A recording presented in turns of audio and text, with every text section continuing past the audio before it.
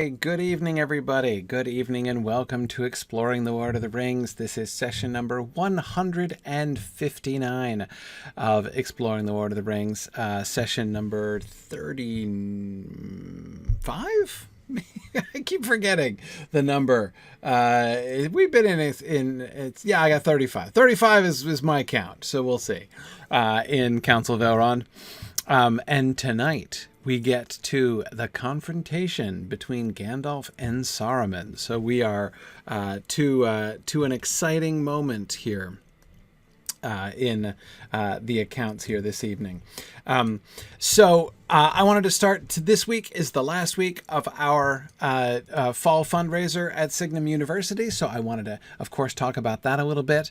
And let me actually just start off with that, actually, and just say, again, thank you to everybody who has made donations. We've had many donations coming in over the last few weeks, not to mention, of course, all of you, and we have over 130 of you who have been making monthly donations. That have been continuously running. Really grateful for all of the support that we've raised over $60,000 so far. Our goal for the year is $75,000, so we still have a little bit of a ways to go, but we are getting close to our goal. And as I say, I'm enormously grateful. And I would just ask anyone who watches the show and who really appreciates what we do and has enjoyed this, I would just ask that you would consider, especially I'm speaking also to those who are watching this asynchronously. Whether or not the donation comes in during the fall fundraising campaign or not, it's part of our annual fund. This is just the time of year in which I take time out to talk about it and ask you guys to support us. But of course, your support is always needed and greatly appreciated at any time. So if you're watching this asynchronously or listening asynchronously, whenever it is that you hear this message, I'd ask that you consider making a donation to support Signum University, to keep things running, and to help us to move forward, because we're moving forward into really exciting times. That is the thing I wanted to come back to. I've been talking for the last 3 weeks about different problems that confront higher education. These are all things that Signum University has either set out to try to make a change in, or things that we just, by the nature of the kind of organization that we do, we have established a new species of university. Some of these issues we've just sort of avoided. Today and tomorrow, during my Wednesday night class, the last 2 of my 10 problems that I have been wanting to emphasize are not problems that confront all of higher education. Well, they're endemic to all of higher education, but they're not necessarily problems that are pushing universities to the edge of bankruptcy or anything like that. But they're still serious and pervasive problems. And both of them have to do with the humanities and the teaching of the humanities. And this, of course, as you probably know, is the area that Signum is primarily moving into. This is where we feel most clearly our call for intervention, essentially, where we feel we can make the most focused difference in higher education moving forward. And we're really excited about our new humanities initiatives and what we have begun to accomplish and what we're going to accomplish. But just to kind of contextualize a little bit about the humanities problem that I'm talking about, this has its roots not in anything that I've perceived lately. It has its roots back in problems that I had since I became an English professor, basically. There were a lot of awkward conversations that I recall from my earlier days as an English professor with students, and especially with students' parents. I often was an advisor to incoming first years when they came to the school, and they're trying to decide what courses to take and what majors they might want to pursue. And many of them, of course, who were paired with me because they had expressed a potential interest in majoring in English. And so sometimes especially, at the beginning of the program, I'd be sitting down with their parents and talking about majors and what they should be doing and all that kind of thing. And the parents were often hostile to the idea of their children becoming English majors. And of course, the question that they would ask when trying to, decide what, help their kids decide what they should major in was, well, what are you going to do with that? Right? Now, I found this conversation always very frustrating. I was frustrated by it, but I have to admit that I didn't at the time see the full significance of this, like the full implications, both of this question that people were asking and of the whole sort of situation that created it. My initial frustration was just in trying to answer the question, and the frustration comes from the irony that was always perceptible to me. Right, where on the one hand, the question of what are you going to do with an English major seemed to me like an almost ridiculous question. Like, what can't you do with an English major? The kinds of skills that you develop as an English major, as any humanities major, are almost universally applicable. I mean, these skills are absolutely they will help you in anything you do. I mean, the ability to be a clearer communicator, to be a good and thoughtful reader, the kind of emotional intelligence that you build. There's so many of these really important people skills that are developed by the humanities in general and by English majors in particular. And it was just so obvious to me that there is absolutely nothing that your child could do where these things would not be an enormous benefit and an enormous advantage to them. So on the one hand, I felt like the answer is just obvious. It's like a no-brainer. But at the same time, it was equally clear that the context of the question was not how can the skills learned from the English major be broadly applied? The question was really, what job specifically does this major qualify or prepare my child for, right? What jobs, what career doors are going to be opened by the mere fact of being an English major? And that, of course, is a much more awkward question, right? Because the answer is not very many. And those that it does open are not actually very highly paid either. So it was frustrating because there was like the answer that I tried to give and wanted to give and genuinely believed in. And there was the answer that there was the question that the way that, anyway, it was just a really frustrating situation. And I was at the time feeling like the whole situation was kind of wrong-footed in some, that like my whole discipline, the whole situation was just kind of like happening on the wrong premises, on the wrong foot. And, but I didn't have a clear answer to it. I didn't have a real clear understanding of why I was so frustrated by that. Since then, I've come to understand it a little bit better, because I've come to see the bigger picture a little bit and how this fits in with the state of higher education right now. And this is why I included this, not only because it's an important part of what Signum is doing and building as we move forward, but also because there was, as I say, I've come to a bigger understanding of how this fits into some of the general problems of higher education. So my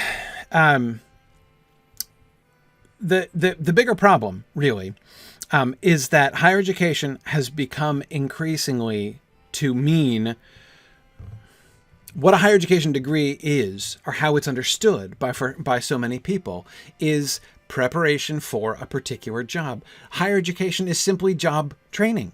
essentially, right? You get a degree, not in order to educate yourself, not in order to improve yourself, not in order to, provide yourself with, an array of resources, which then you can apply in various different ways in order to shape your own career. Thinking what that word actually means, right? Like the path and trajectory that you're going to follow through your life. That's no longer how people view it anymore. Now people view it as there should be a specific list of jobs that you will become qualified for if you get X degree, whatever degree it is, whatever major it is that your, field of study you're looking to pursue. That has become the way that people tend to think about higher education. And let me just say, I'm not making fun of anybody who thinks about it that way. It is very understandable. This is a situation that higher education has created by its high tuition levels. What they ask, the financial input that they ask from families is so high that families are right to say, what is my return on investment? If I am going to pay this much, if, my kid is going to accrue this much debt, it had darn well better be worth it, right? Show me the money. Show me where this is heading. And you better show me a straight path, right? I want to know if I'm going to pay this much money, I want to know that it's going to be worth something. I want to know exactly how this is going to lead me directly, lead my kid directly to a place where they can earn some serious money in order to, begin to recoup the debt from their education. That's a very natural and really an entirely sensible question to ask, but it has created this very significant shift in the market of higher education. And there are many implications of this, but one of the problems, one of the major issues that it has created is this problem with the humanities. The humanities have been put, therefore, into a really awkward position, right?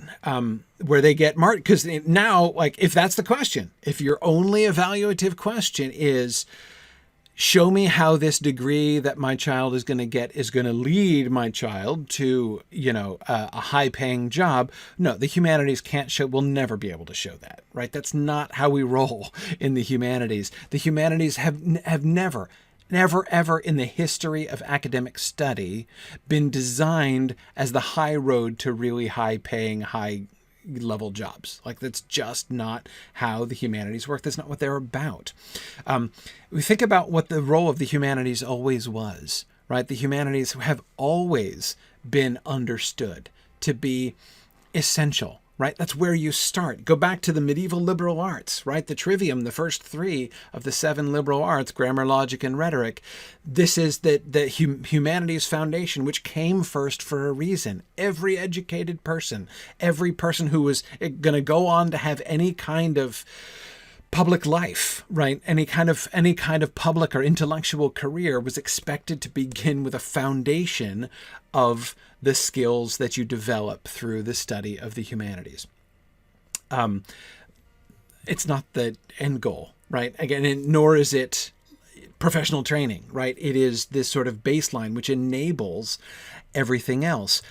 The current mindset, this idea of higher education as specific job preparation, throws the whole thing out of whack.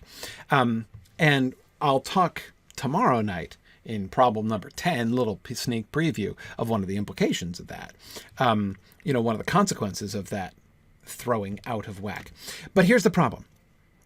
The problem is that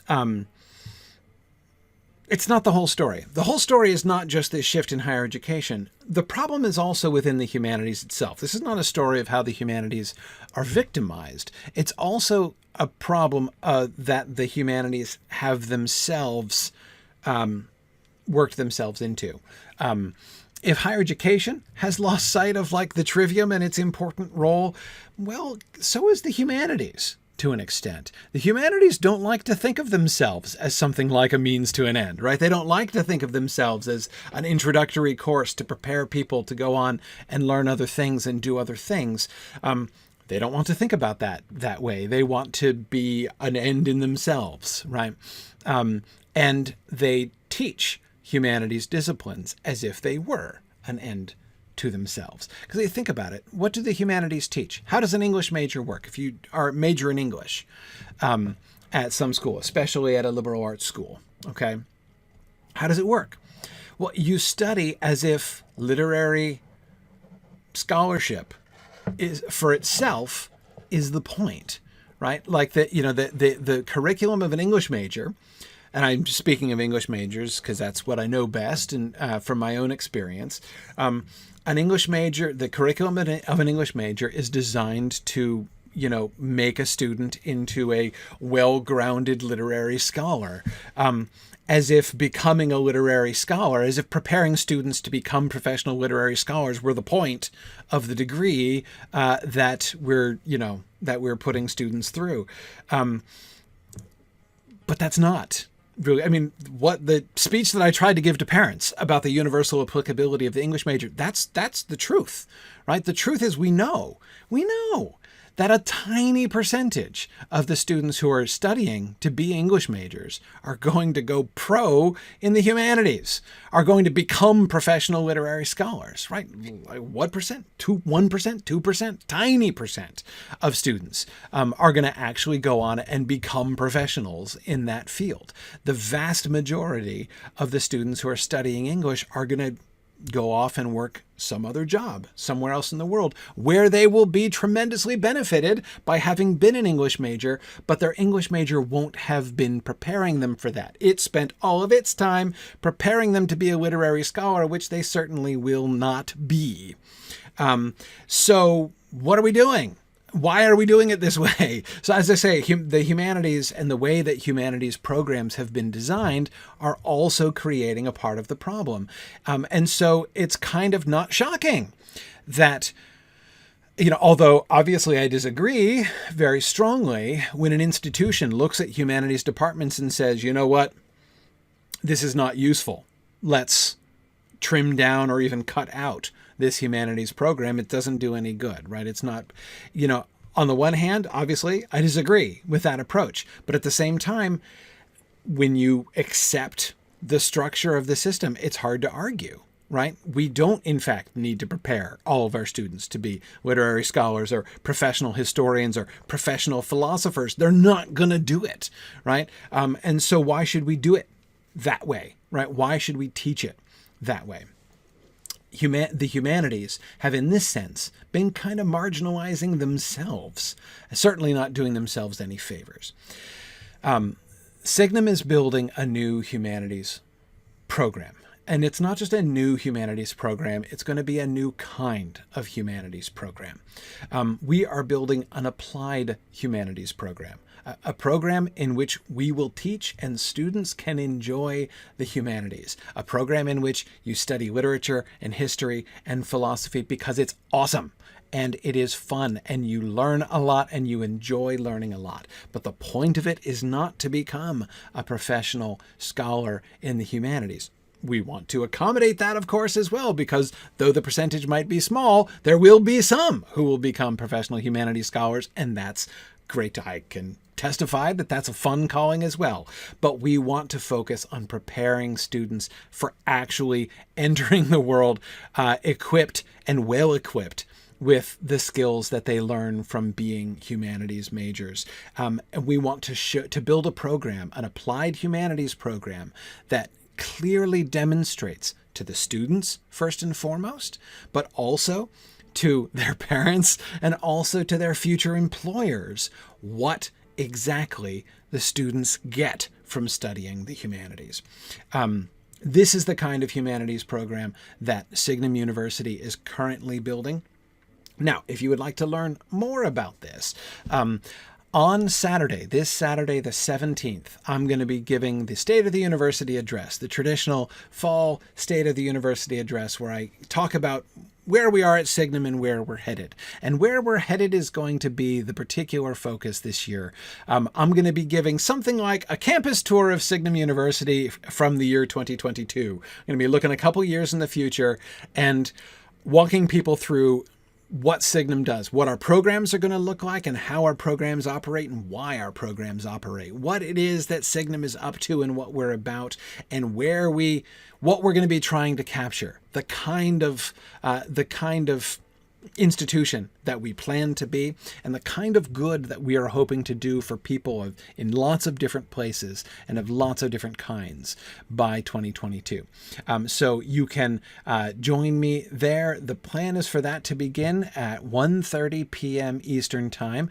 The main thing for those of you who are watching here tonight, the best way to tune in is on Twitch. We're going to have a separate registration, a GoToWebinar registration for the State of the University address. It will also be broadcast here on Twitch.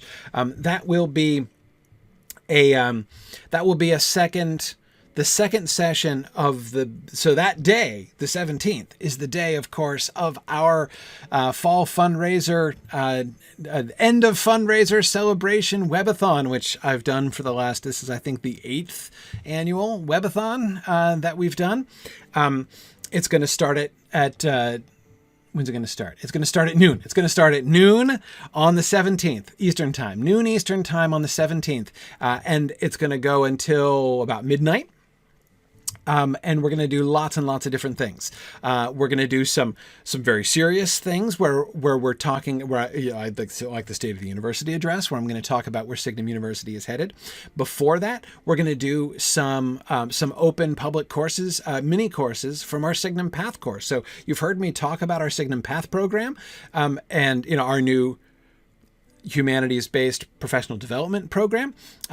And if you've never gotten a chance to really see what our PATH program is like, I encourage you. 2 of our faculty are going to be doing little mini courses based on some of the courses that they are actually teaching in our PATH program. So you can get a free taste of what our PATH program is like, just to sort of see what it's about. That's going to start at 12:30 p.m. Eastern Time. And then the State of the University address is going to come after that. And there's going to be a bunch of other things that are going to be happening in the day. I'm going to be doing a Tolkien trivia contest. I'm going to be doing, we're going to do a live audience reading of an episode from the Film Project. So you can, we're going to do lots of audience participation, and that's going to be fun. We're going to watch a movie. We're going to watch a movie together, a Halloween movie together. We're going to do all kinds of things. It's going to be a fun day. And of course, I will also end with a Lotro stream, and you can watch Wigand, my main character, heading off into Mordor for the first time, crossing the boundary into Mordor for the first time ever. Anyway, that's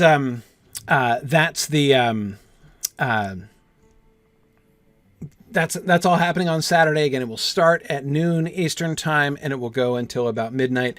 Tune in on the Twitch channel, and you can also go to Signum University's website for more information and different links for different sessions and stuff. So there we are.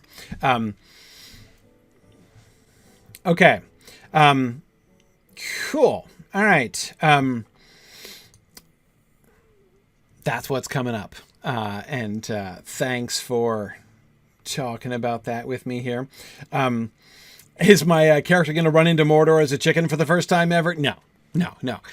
I'm pursuing the, because, well, fortunately, Linda, I was not jumped by a Moomock at the crossroads this past time, so that was handy. Those things, they're so wily, but yeah, no. So Wigan is he did up through the battle at the Black Gate, and he's gonna continue on into Mordor.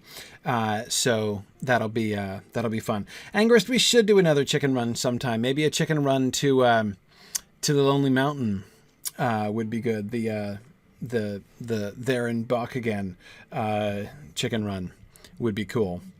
That would be a fun run. Anyway, all right. So with that, let us jump back into the text. Okay, so we got Gandalf to Isengard, and now we get his meeting with Saruman. Late one evening I came to the gate, like a great arch in the wall of rock, and it was strongly guarded. But the keepers of the gate were on the watch for me, and told me that Saruman awaited me. I rode under the arch, and the gate closed silently behind me, and suddenly I was afraid, though I knew no reason for it. But I rode to the foot of Orthanc, and came to the stair of Saruman, and there he met me, and led me up to his high chamber. He wore a ring on his finger.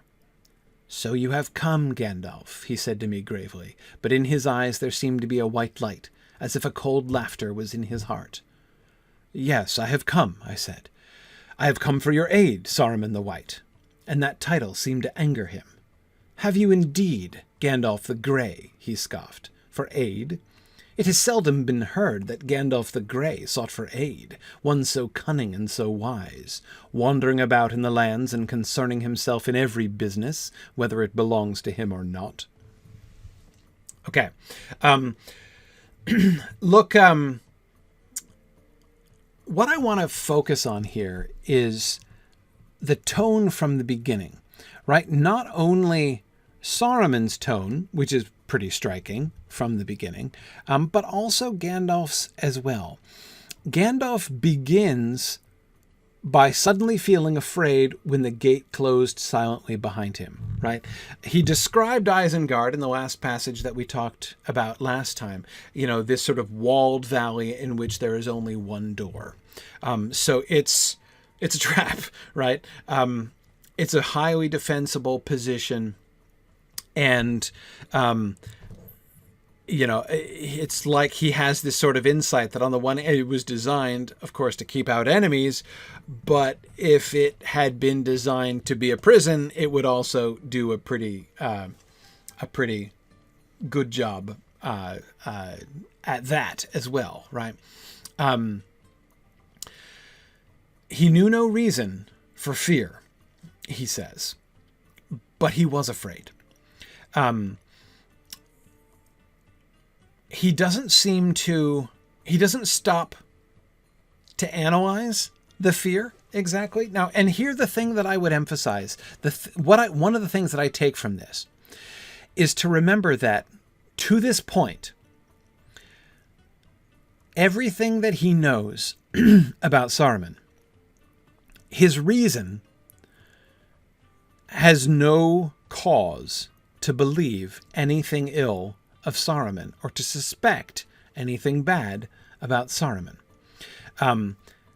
He has a sudden and, in a sense, irrational fear. Yeah, I agree, Angrist. Trusting the sense of impending doom is often a good idea. But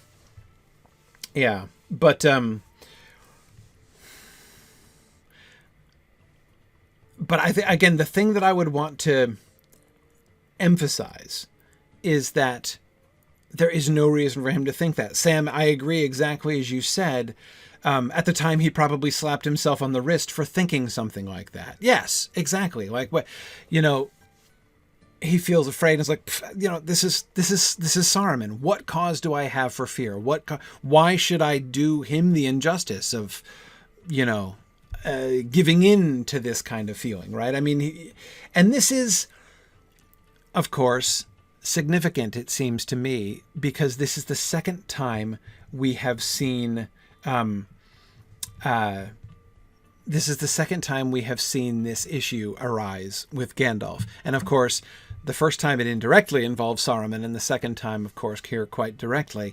A shadow fell on his heart about the ring. He didn't have any reason for it, no clear reason, especially at first, right? I mean, he didn't even know, he had no reason to know that Bilbo's ring was even one of the great rings I mean, right away, like as soon as Bilbo got it. Gandalf says that a shadow fell on his heart soon after Bilbo found the ring. He knows no reason for that. It doesn't make sense. And even once he does have concrete reason to suspect that it's one of the great rings, because it gave long life to a mortal, he has reason to think it's one of the great rings, but his reason still tells him it can't be the One Ring, because Saruman knows that it isn't, right? It has been somehow revealed to him, to Gandalf, or sorry, to Saruman rather, that the one is out of the picture. So he knows that it can't be true. Just as here, he knows Saruman is an ally. He knows Saruman is his boss, right? Not exactly his boss. That puts it on an inappropriate footing. It seems fairly clear to me that Gandalf and Saruman are more like peers, but yet Saruman is the head of his order, right? But he's not like his liege. I mean, it's not like he owes him, fealty or something like that. He's not his sworn man, yeah, it's like a faculty postdoc situation for Thales, or even like a, tenured faculty member and department chair situation, right? Yeah, exactly. It's that does seem to me a pretty good parallel for it. They're basically peers, but Saruman does have a position of authority anyway. But that's not even the point, right? The main point is that he has no reason. He knows no reason to distrust him. He knows no reason to distrust him. So once again, now I hear a couple of you are pointing out that, of course, he's telling the story after the fact, so it's conceivable to imagine that his adding in the sudden fear, like the foreshadowing of his fear, could be a sort of poetic technique, right? In order to emphasize to make some foreshadowing and to sort of build the drama of the story and hint at what's to come. But although it's, one can't rule that out entirely, to me it is significant that we see Gandalf, or rather we hear Gandalf, because this comes from his own testimony again. We hear Gandalf once more having a feeling which is not only not linked to reason, but is actually contrary to his reason. Correct, of course, in both cases, it turns out to be right. And that his reasoning, which conflicts with the feeling, turns out to be based on faulty premises, right? It turns out Saruman is not, in fact, his ally, and he does have reason to fear that he does not know of. And, of course, it turned out that there was a very good reason for the shadow falling on his heart about the ring.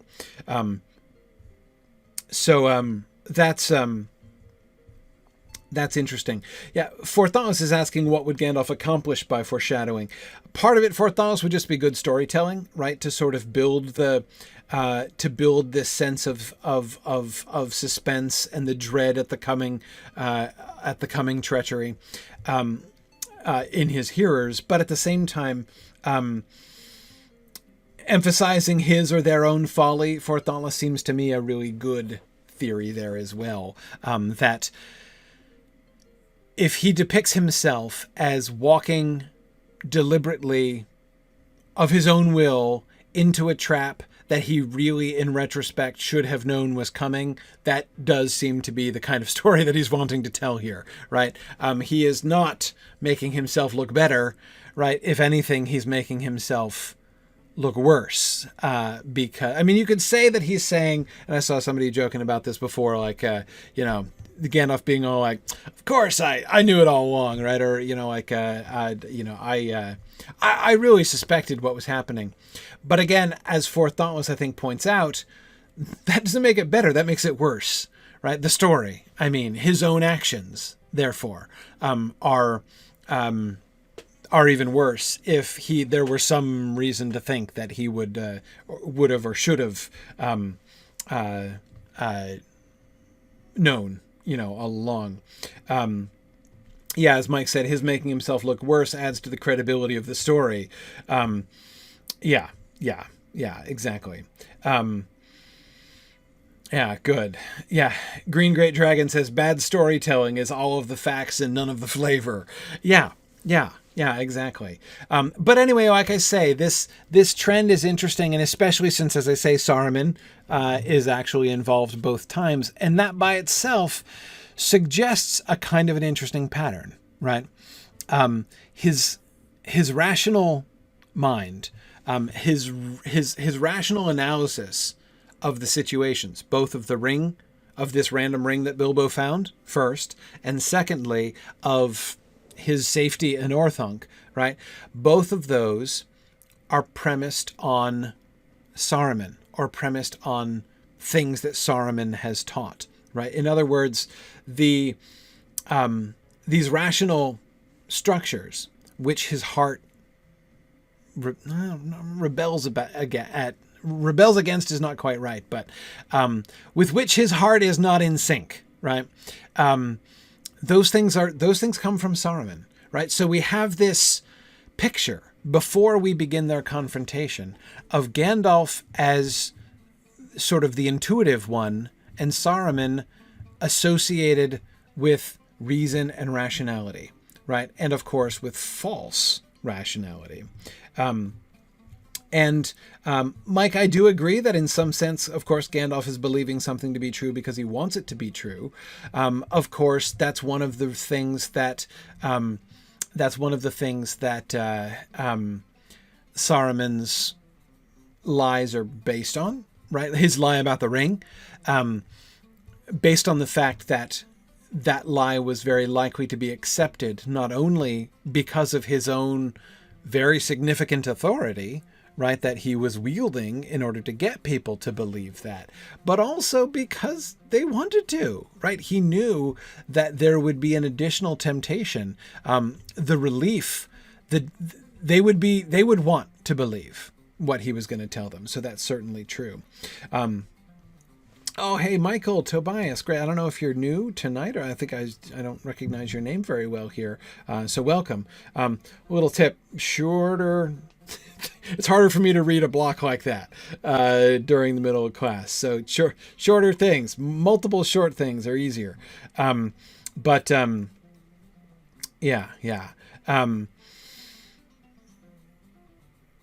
Yeah, good. It's okay. No worries. Just advice. It'll be easier to integrate what you're saying there.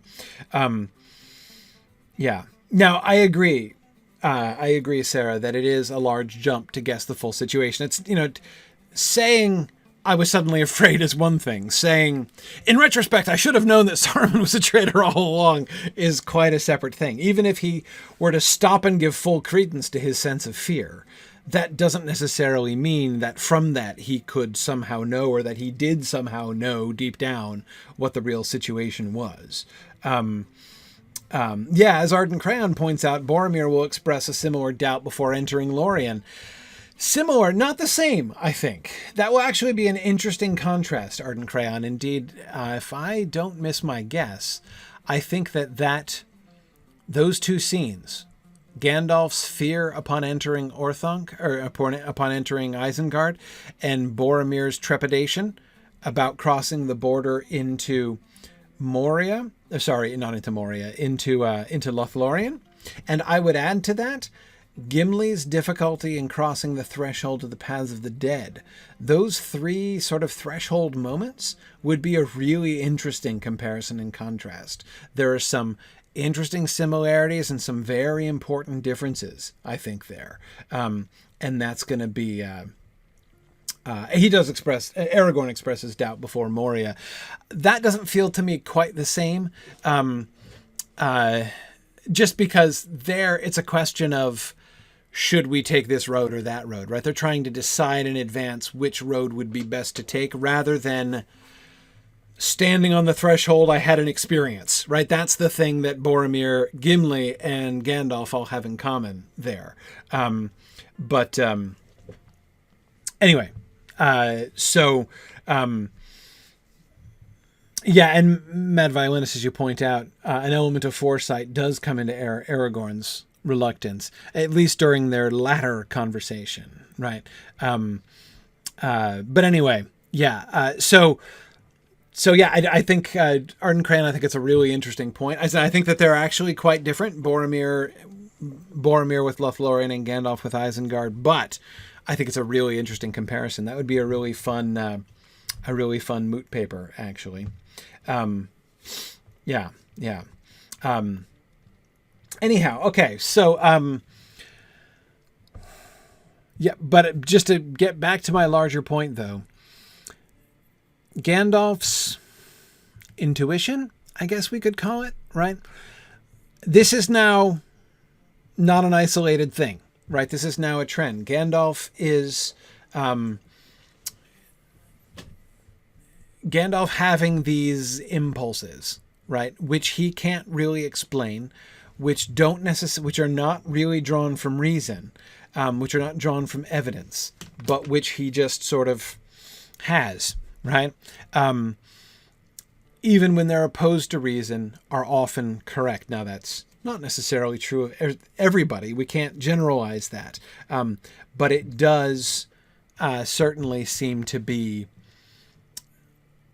an important thing for him, and it will be interesting to see if that comes up other times, right? Let's keep an eye now on that as we move forward. Nancy says his Nienna senses are tingling. Yeah, something like that.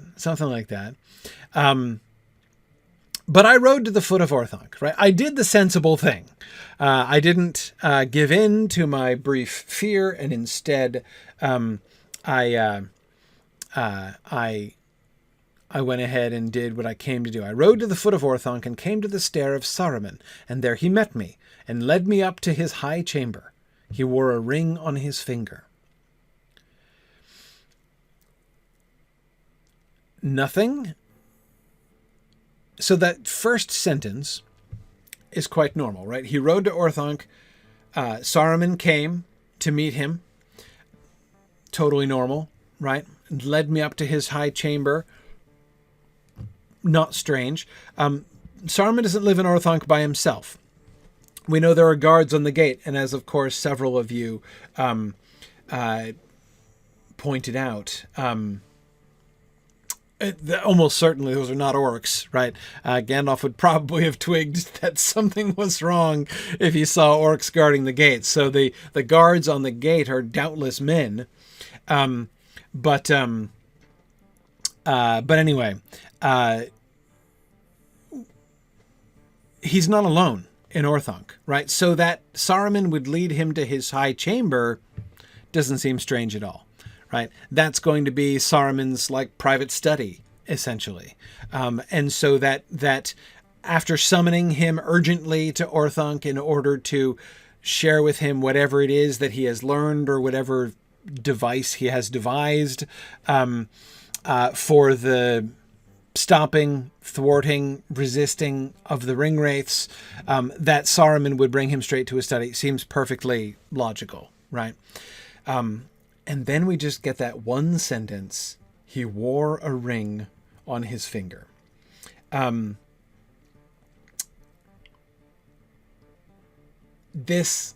Several of you are asking about this. No idea. Now, Michael asks, is Orthanc something like a Library of Alexandria? Are there other scholars there? No, it's private. It is privately held. He is the warden of the tower. He's was given the keys to Orthanc by the steward of Gondor. Many generations back. So it's definitely his private place. But yeah, he has a ring on his on his finger. Sam says, nice that Saruman found someone and decided to settle down, right? Yeah, exactly. Sam, I never once thought of that reading that line, right? Gandalf sees he wears a ring on his finger and says, "Ooh, dish, Saruman, like, who is she?" Yeah, no. But, yeah. But it's an ominous sentence. Ominous because it's so tantalizing. We've already been told that Saruman has primarily been studying the Rings of Power. That's been established. Gandalf has already mentioned this and talked about the White Council meeting where Saruman spoke about this and everything. And yeah, Kurtzimus, I think that you are right that we're already associating rings with evil, right? I mean, we've not gotten to the Elven rings yet. They were mentioned by Gandalf back in chapter 2, back in the Shadows of the Past, but the emphasis has not been there yet. We've not really talked about those much. But certainly it's a little bit obvious, a little bit ominous rather. Yeah, I agree, JJ. It does seem that Gandalf thinks it's important because he mentions it specially. And he mentions it specially in a short, simple sentence at the end of a paragraph, which is a favorite rhetorical move of Tolkien's. He wore a ring on his finger. What ring?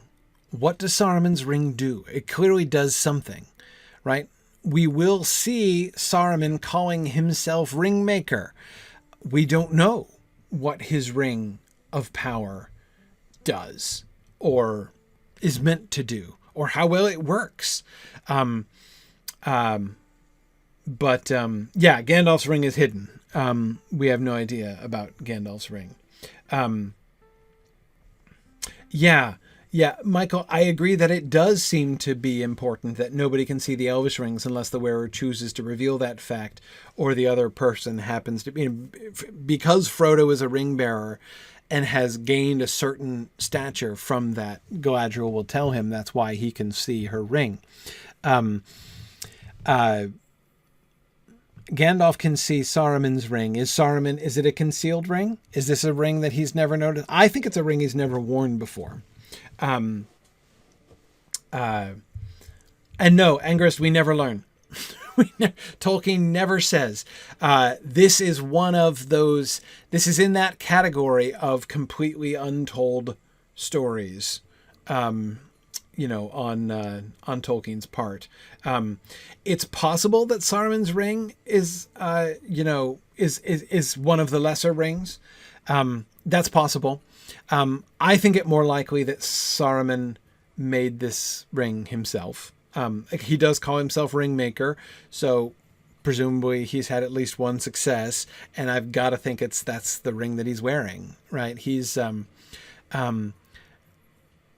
not going to... I wouldn't think he would think very much of just wearing one of the lesser rings that he had, dredged up from somewhere. Dredged. Sorry, I didn't actually mean that literally until that came out. But yeah. So Lincoln says, would Gandalf think it might be a lesser ring at first? Sure. But see, even... It's an interesting question. In the abstract, if Saruman had just said, hey, I made a ring of power. It's like a, minor league ring of power. It's not, I'm no Celebrimbor, but I totally made a ring of power. What would Gandalf say? What would Gandalf's reaction to that have been? Would everyone have gasped in horror if he had admitted, hey, I made a ring of power? I don't don't think so. I don't think it's a, I mean, I think there might have been some concern. I'm not saying that's not like a little bit of a red flag, right? But I don't think it's a dead giveaway. I don't think it's like established now that only wicked and evil people make rings of power. I mean, Celebrimbor made rings of power. You know, Gandalf, Galadriel, and Elrond are wielding rings of power. So it's not that rings of power themselves are intrinsically bad. You know, it's he's been known, Saruman, I mean, everyone has known he has gone in for ring lore, right? That he has been studying the lore of the making of the rings of power. If he moved from abstract study to praxis in the whole ring lore question, would that show that he had gone completely off the rails? I don't think so. I don't think so. So yeah, I don't know that that's itself it's not necessarily damning, but it is interesting that Gandalf comments on it like this, right? He wore a ring on his finger. Now, again, Gandalf is saying that he noticed this, and notice he doesn't reel back and was like, "What, Saruman? You have a ring of power. I'm not ascending to your high chamber." No, I mean, presumably he noticed it, you know. I don't know what, on the stairs. Well, I don't know exactly. But you know, he went along despite the fact that he saw that Saruman had a ring of power.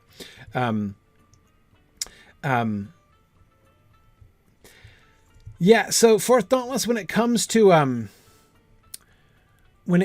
to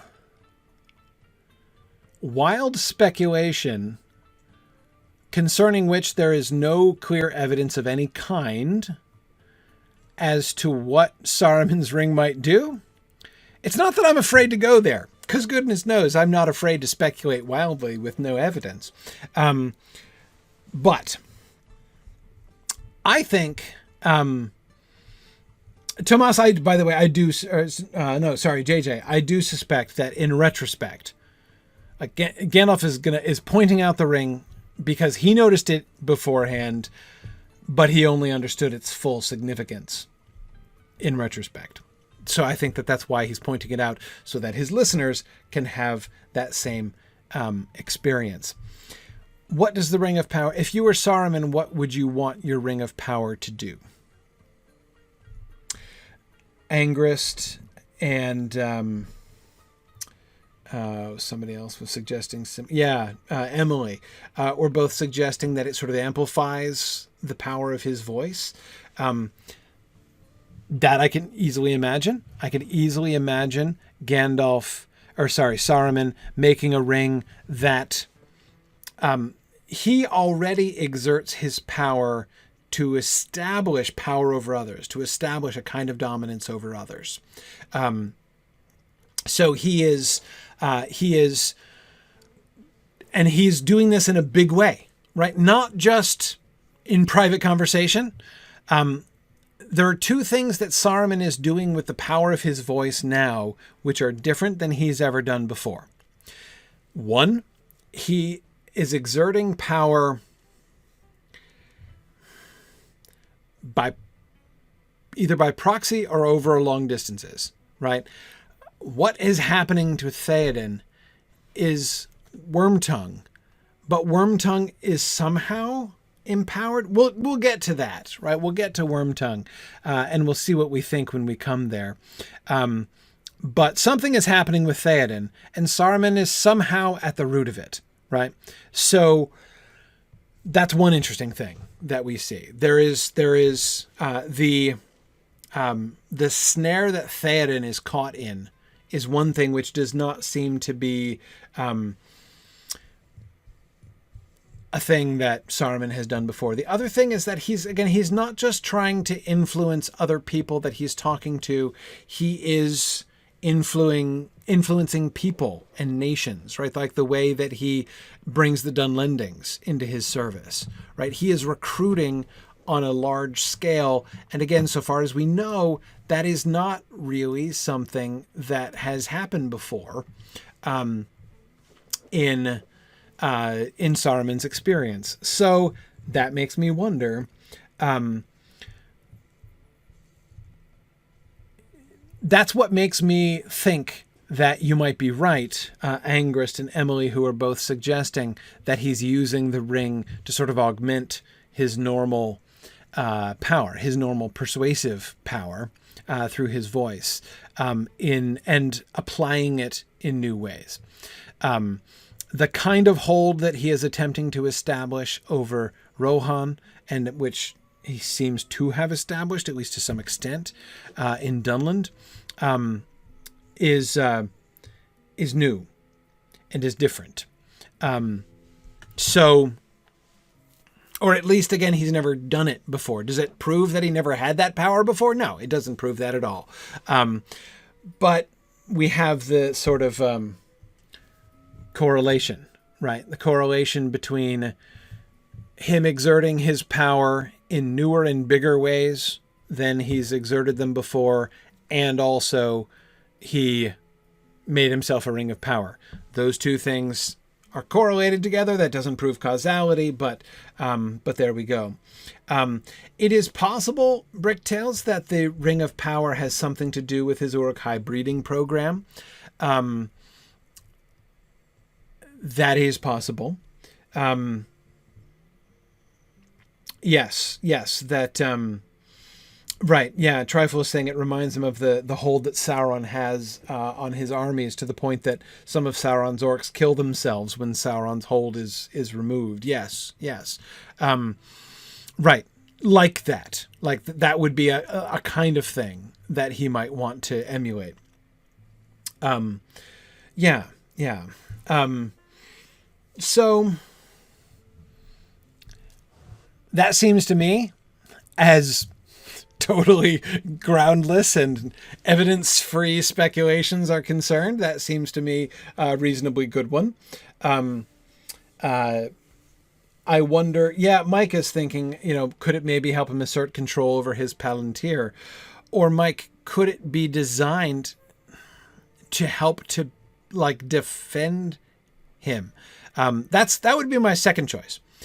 My top choice as to what his ring does, if I had to guess, would be the augmentation of his voice. My second guess would be defense. He has power while in Isengard to repel the ringwraiths. He can stand up from Isengard. He can stand up to them. Has he been trying to defend himself from Sauron? Does he want to free himself from Sauron's control, and the ring is attempting to help him with that?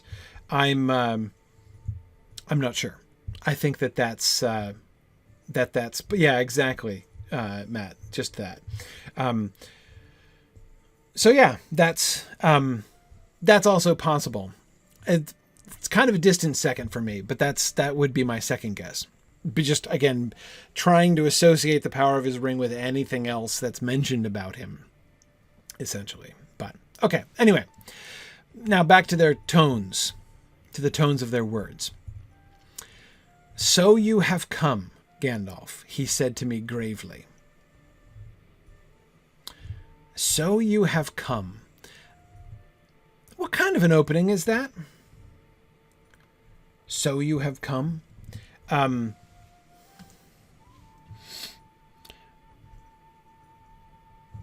He's expressing to Gandalf his own skepticism that Gandalf would come. I mean, he's opening essentially with an insult, right? "So you have come.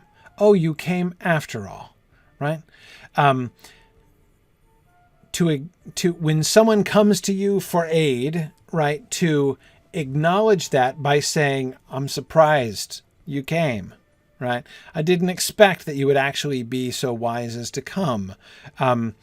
That's aggressive, right? Insulting from the beginning. "So you have come."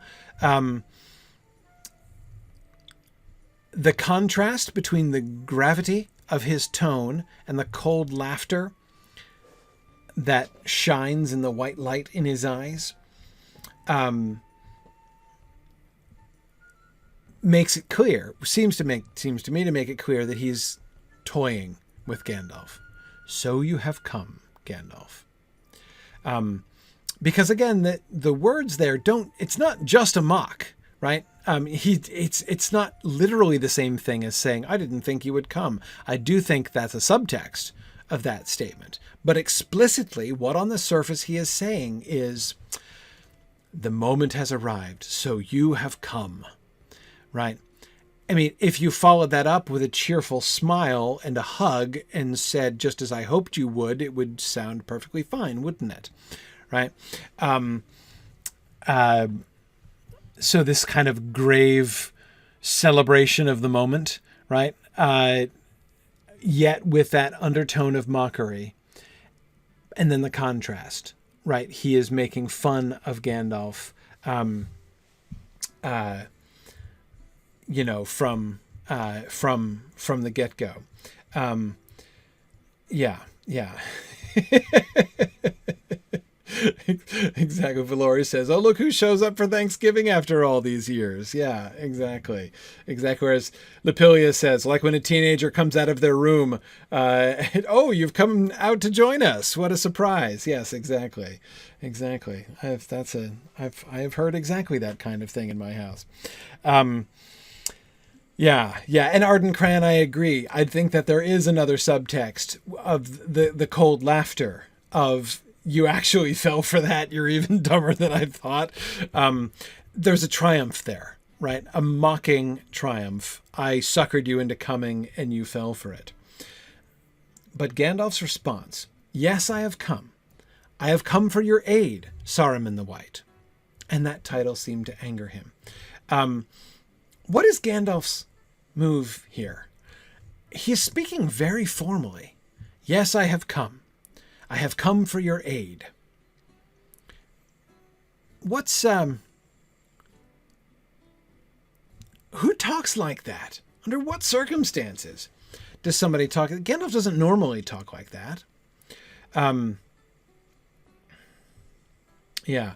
And Drakon, yeah, let's keep that in mind. Let's not forget. We'll come back to it. But let's not forget the white light in Saruman's eyes. I agree. I would have expected, right? It's the kind of thing where if you had just said, without me reading the passage, right? A light shines in Saruman's eyes. What color is it? I'd have guessed pale as well. A pale white was in his eyes, right? Just like the pale light is a disturbing light, right? In Gollum's eyes, for instance. Yeah, so, JJ, it seems very likely that Gandalf is trying to be respectful and deferential. Probably sincerely so. I can't help but feel he's laying it on a little bit thick. I mean, maybe that's unfair. But it seems a little pointed. Yes, I have come. I have come for your aid. Saruman the White. Using the whole title. And keep in mind, he is anti-reciprocating there, right? You know, it's like when you're writing an email in a business context and you're not sure how to address the person. So you start off going really formal, but if you're responding to an email that someone else has written to you and they sign themselves by, a short version of by a nickname, essentially, then you feel confident in addressing them by that nickname since they signed themselves that way, right? You're kind of picking up on their cues Gandalf does not do that. Saruman didn't call him Gandalf the Grey. So you have come, Gandalf the Grey, right? He doesn't establish that to him. So you have come, Gandalf. Informal, right? There's something there, right? I think that Gandalf can probably perceive the difference between the gravity of his tone and the laughter in his eyes. But Gandalf chooses to hike up the formality and call him by his whole title, Saruman the White.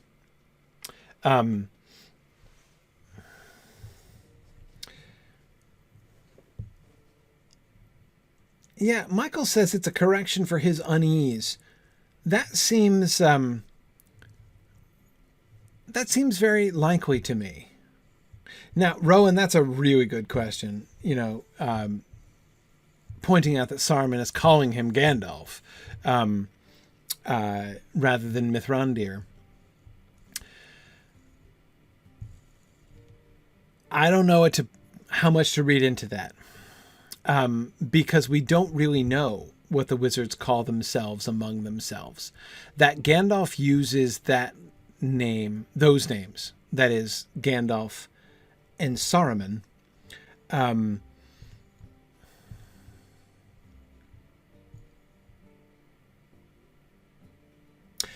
okay, yeah, it's right. Angus, I was going to raise the possibility of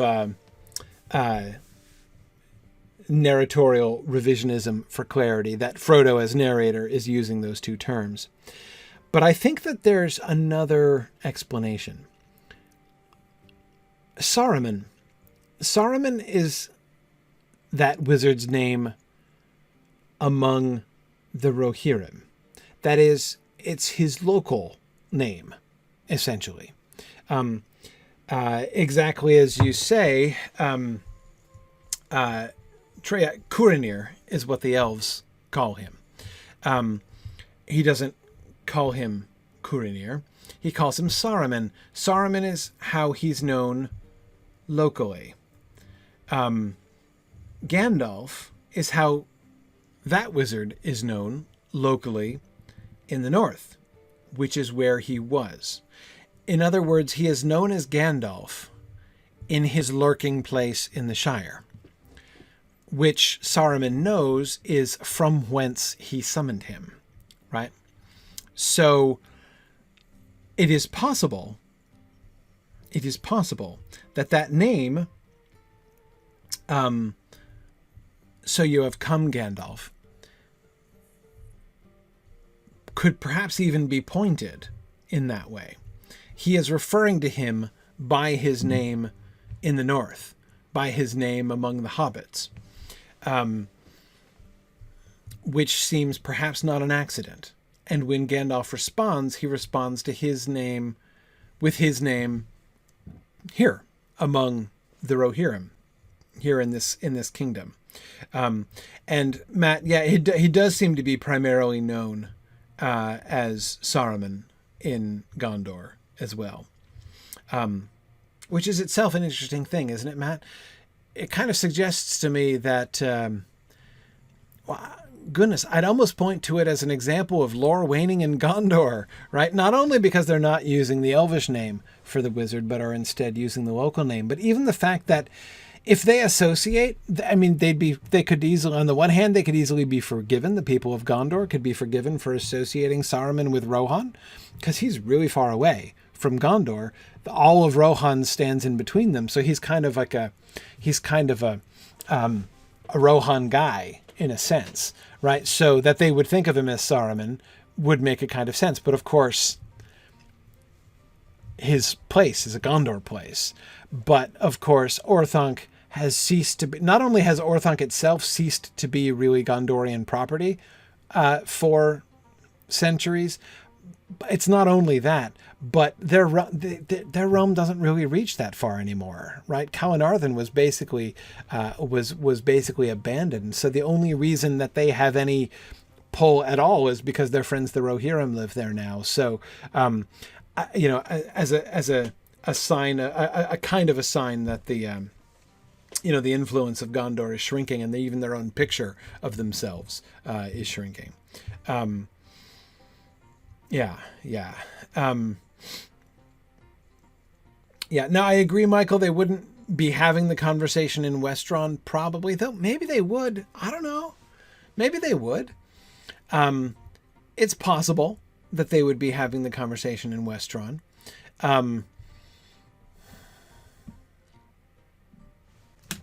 Fun fact. I don't think Westron has been invented yet when he wrote this, just for the record. The concept of Westron specifically, not that there is a common tongue that most people, in Middle-earth speak. That concept is there. Even from The Hobbit, where the hobbits and dwarves and goblins speak the same language, but the wargs don't, right? Not to mention the wood elves and Bjorn and everybody else.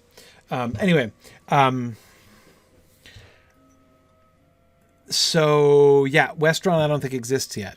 Westron, of course, is derived from Adunaic, which was not yet a glimmer in Tolkien's eye. Tolkien started to write Adunaic, started to make up the language of Adunaic, the language of Numenor, from which Westron is derived later. During one of the breaks that he took 2 breaks. There were 2 interruptions to the writing of The Lord of the Rings, and I think it was during the second interruption. So not the interruption that happened after they got to Balin's tomb, but the interruption that happened when it was like time to really describe the war. When Gandalf and Pippin were going to Minas Tirith and Tolkien hadn't worked out the trip of Frodo and Sam and all that stuff in that time. So Frodo and Sam are in the Emyn Muil, and there's the second hiatus. And during that hiatus is when he invented the Adunaic language. Exactly, Mornowin. That's when he wrote the Notion Club papers. And from the Notion Club papers, also the new Numenorian stuff. This is the stuff that's in Sauron Defeated. We talked about that in the Mythgard Academy a while back. Last year, I think it was. But yeah, so just no. So just for the record, Westron doesn't exist yet as a language concept, specifically in Tolkien's mind by this point.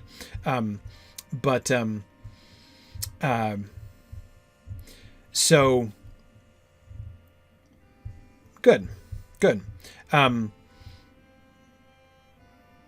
Yeah, good. Okay. And someone was asking, did Mithrandir exist yet? No, I don't think so. I don't believe there's any evidence of Gandalf being called Mithrandir until they get to Lorien. Yeah. I don't think there are. And Olorin, yeah, no, that doesn't come out, and that only ever comes out once. That doesn't come out till it comes out in Faramir's conversation. Right, as so many things came out. Faramir opens his mouth and world building happens. Right, that's what we get that's what you get when you meet Faramir.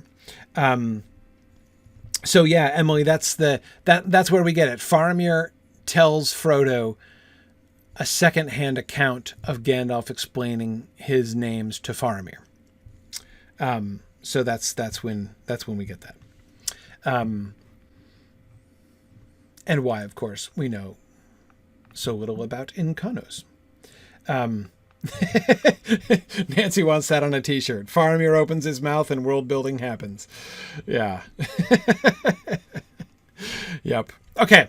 Sorry, I'm getting a little bit sidetracked now with the names. So I mean, mostly they're calling each other this because these are their names.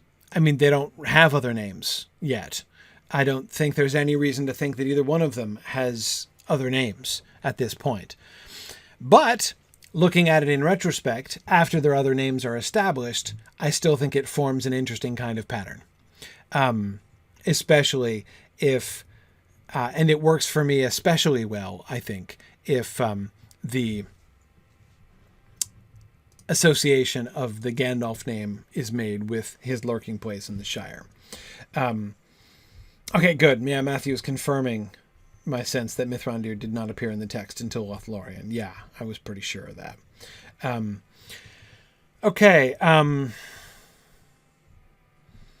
So back to his use of the title.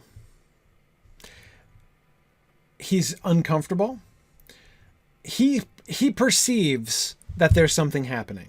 He perceives there's irony, right? There's irony in Saruman's words. Irony which he's uncomfortable with. Gandalf is uncomfortable with. Yes, I have come. I have come for your aid, Saruman the White. The first is just a response. So you have come, Gandalf. Yes, I have come. And then he reiterates it and turns it, right? I have come for your aid, Saruman the White. Yes, I've come. I've come here for good reason. I've come here to get help from you because help is needed and you've offered help. And I like the point, and I forget which one of you was saying this earlier on,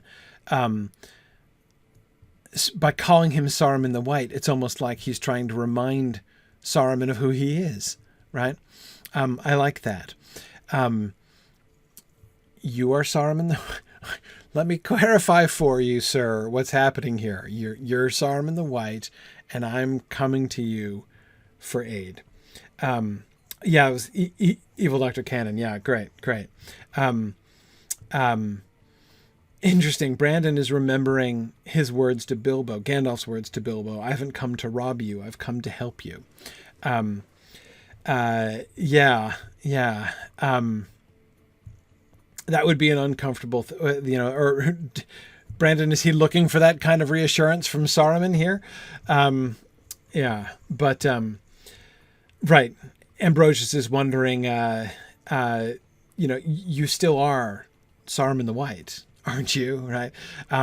Like just doing a little identity confirmation there. Right. I've come for your aid, Saruman the White. A code has been sent to your cell phone. And yeah, I mean, this is you, right? And that title seemed to anger him.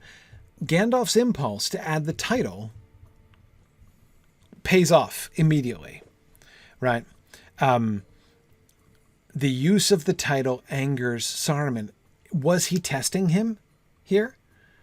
Was he trying to see if he could get this kind of response from Saruman? Yeah. Nancy, the color designations, I've never really felt like I understood the color designations. It's easy to imagine it, and I think most people do imagine it, as being something like colored belts in karate.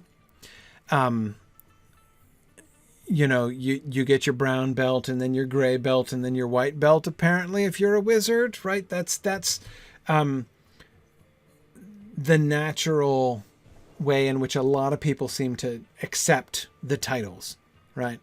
I am not sure that that's what that means at all. The thing that, where does blue fall? Who knows? Who knows exactly? But then again, I tell myself, somebody who has never taken karate before and knew nothing about it wouldn't necessarily know whether a green belt was higher than a yellow belt. So, there's an arbitrariness to the system, certainly from the outside. So, who knows? But the thing, of course, that primarily gets people thinking in this direction, that it's a rank as well as a title, is Gandalf's promotion, right? That when Gandalf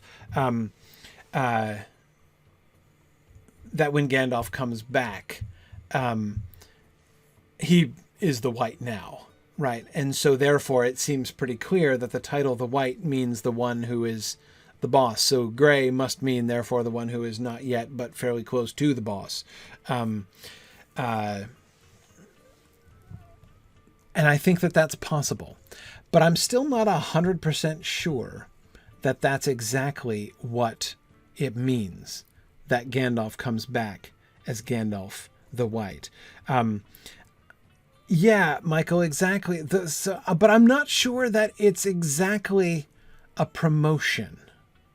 Not in the same sense that getting promoted from brown belt to black belt is a promotion. Exactly. Yeah, WKU, is it a promotion or a replacement? That's exactly. It's exactly what I'm thinking. Yes, Kit, it's more about job description. Maybe it's not that Gandalf comes back and now has been, has displaced Saruman from his position of authority, but rather Gandalf has come back and he's been given Saruman's job. Yeah, that is, I think, what it means. That's what I think what it means when it says that he is Saruman as he should have been. That's what he means when he says that. Saruman had a job. Saruman is not doing his job. Saruman has utterly failed at his job. And when Gandalf comes back, he's not the Grey anymore. Gandalf's job has changed. And notice how it changes, right? Gandalf acts differently when he comes back. His role it's not just that his power is greater. It's not just that, like, Gandalf does what Gandalf has always done, except now he can do more of it because he's more powerful and has more authority. That's not totally wrong, but I don't think that's the only explanation. I think that it is, he had one role. He was playing a particular role when he was Gandalf the Grey, and he does not play that role anymore when he comes back. When he comes back, they needed the White Wizard. Like, the White Wizard had a role, and that role was not being filled. And when he comes back, he's filling that role. He is being Saruman as he should have been. I am Saruman, as you might say. Saruman as he should have been, right? Again, this doesn't mean I've been promoted over Saruman's head. Exactly. I mean, it kind of does and it kind of doesn't, in a sense, I think. But it's more about the change of the patterns of action, which suggests to me that there's more to it. And in any case, what I don't believe, backing up from that a second, and we'll, those are all things we'll talk about a good deal later, but backing up from that, when it comes to the 5 of them having colors, or at least the 3 of them, because remember, blue comes much later. We only get one hint that there are 2 other wizards besides Radagast and Gandalf. We certainly don't know what their colors are in The Lord of the Rings. White, brown, and gray are all that we know of.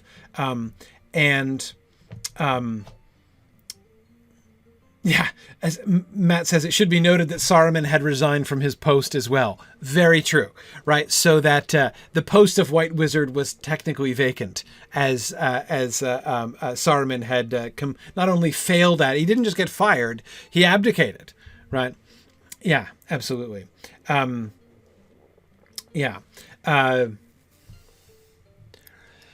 Anyhow, so but what I don't like, what doesn't feel to me quite right, is that white, gray, and brown are hierarchical, are should be understood to be plainly hierarchical.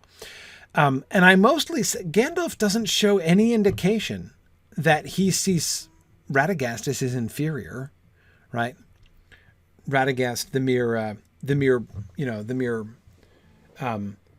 mere brown belt wizard, right? Again, I feel that this understanding of it gets supported, ironically, by Saruman's scorn, right? Yeah. JJ, that feels to me right also. That brown applies to Radagast as a color of nature seems to me more appropriate. His connection to the earth, to birds and beasts. Brown seems fitting. Goodness, even in a very indirect way, brown Radagast the Brown as like Radagast being almost like wearing something almost like a friar's habit, right? And therefore remembering St. Francis of Assisi and his friendship with the birds and beasts. It seems to me fitting in more than one way. But again, I don't think it's literal. If it were Ambrosius Aurelianus, it might be because of his pipe smoke that Gandalf is associated with grayness. But yeah, I don't think that it's a power rank. I think it's some kind of identification, right? It is a title. Title is the word that Gandalf uses here to describe it. Saruman the White is his title. But that doesn't mean it's his rank. It doesn't mean it's his position. And in any case, it seems to anger him. And that, I think, is the thing that's most revealing to me here. That's what's most suggestive. Why should it anger him?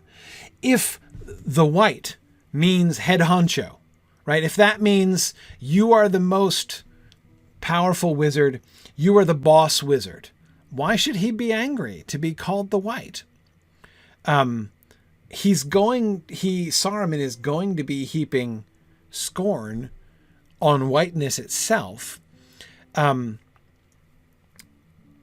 which I don't think he would be doing if the white meant nothing other than big boss man, right? Saruman seems to quite like being a big boss man.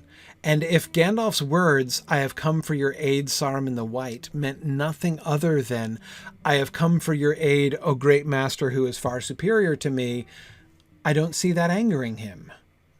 But being called the White does anger him. And let's look at what he says in his anger to see how we can understand initially that anger. "Have you indeed, Gandalf the Grey," he scoffed, "for aid? It has seldom been heard of that Gandalf the Grey sought for aid, one so cunning and so wise, wandering about the lands and concerning himself in every business, whether it belongs to him or not."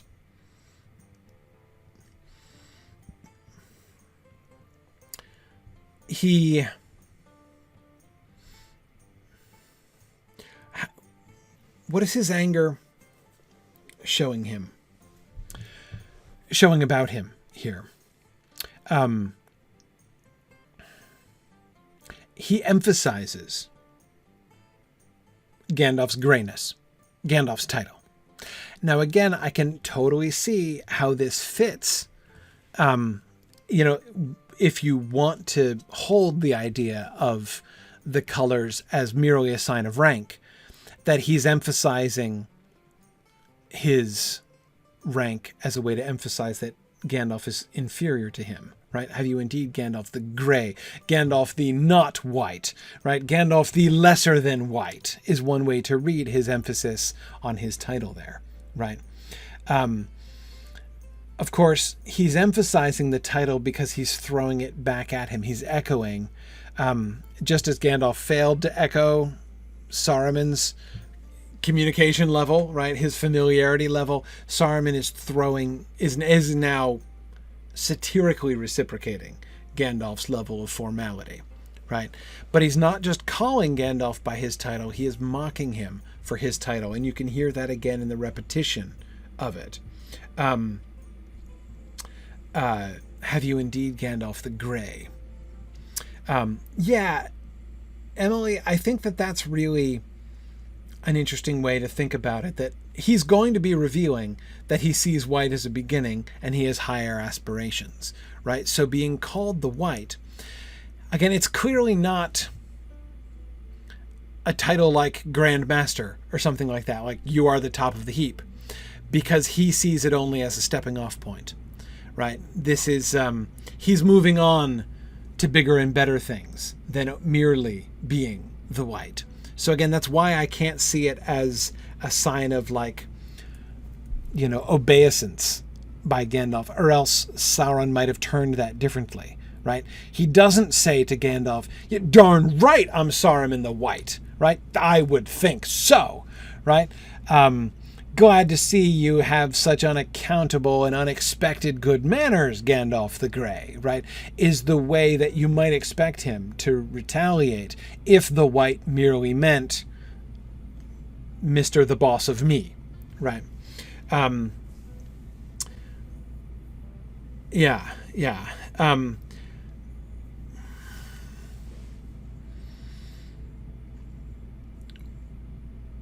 But what does it... But he doesn't do that. Instead, he emphasizes Gandalf's title, the Grey, for aid. It is seldom been heard of that Gandalf the Grey sought for aid. Twice he connects Gandalf's greyness with the unlikelihood of his seeking aid. Have you indeed Gandalf the Grey for aid? Right? Pairing those two, Grey and aid. It has seldom been heard that Gandalf the Grey sought for aid. He does it twice, right? So is there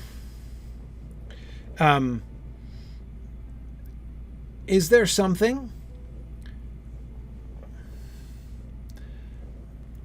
I don't know that I am understanding the full subtext there. Is he saying you should have asked for aid? I mean, is he criticizing Gandalf for his independence? Which it seems that he is, right? You should have come to me a long time ago. You should have been just taking orders from me instead of wandering about the lands and concerning yourself in every business, whether it belongs to you or not. Also, why is he speaking about Gandalf in the third person? It has seldom been heard of that Gandalf the Grey sought for aid, one so cunning and so wise, wandering about the lands and concerning himself in every business, whether it belongs to him or not.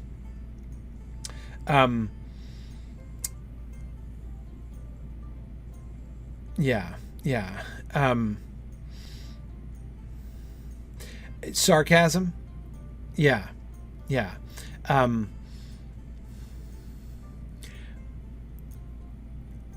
Sarcasm, I think, mocking him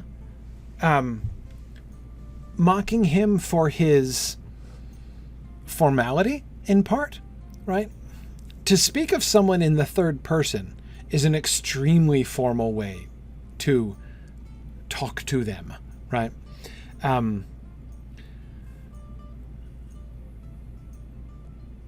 It has seldom been heard of that Gandalf the Grey sought for aid. There's a great exaggeration, a sarcastic exaggeration of Gandalf's formality.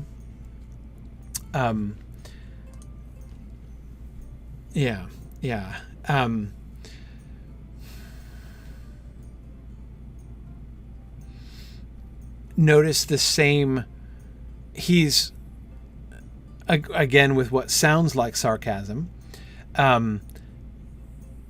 he is speaking of Gandalf in the third person in order to praise him, right?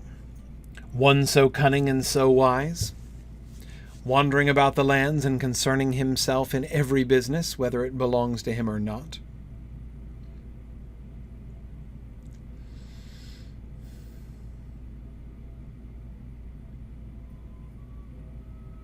I just had a thought. What if the title... We've been noticing that in all the references to the wizards, there seems the implication that the wizards are responsible for areas of academic study, right? Saruman with the ring lore and studying the devices of Sauron. Radagast with his birds and beasts and his changes of shape and hue. What if that's what the title means? What if being the white means you are the chief enemy of Sauron, and it is your job to study his devices and understand him in order to help the rest of the world contest and defeat him? And so in emphasizing his title of the Grey here, he is emphasizing what Gandalf should be doing I don't know what that is, but he's emphasizing what Gandalf should be doing, and then going on to emphasize that he is not doing it.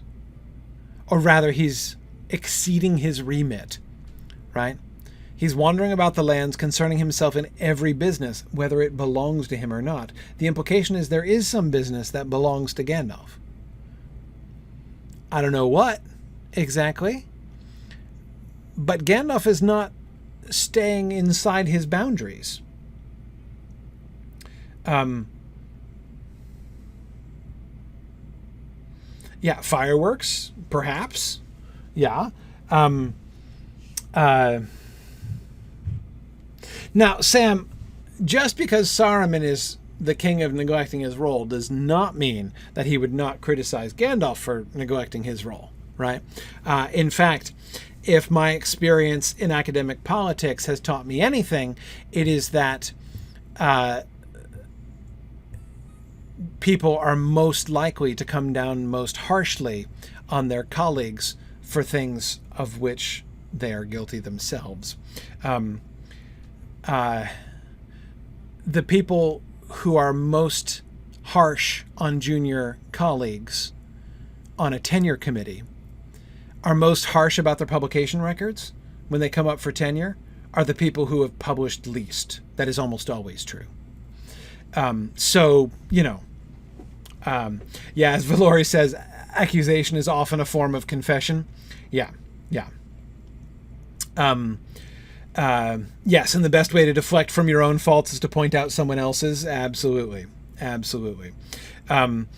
Yeah. So yes, I think in fact, the very fact that he's criticizing Gandalf about going outside his boundaries is perhaps a little suggestive, right?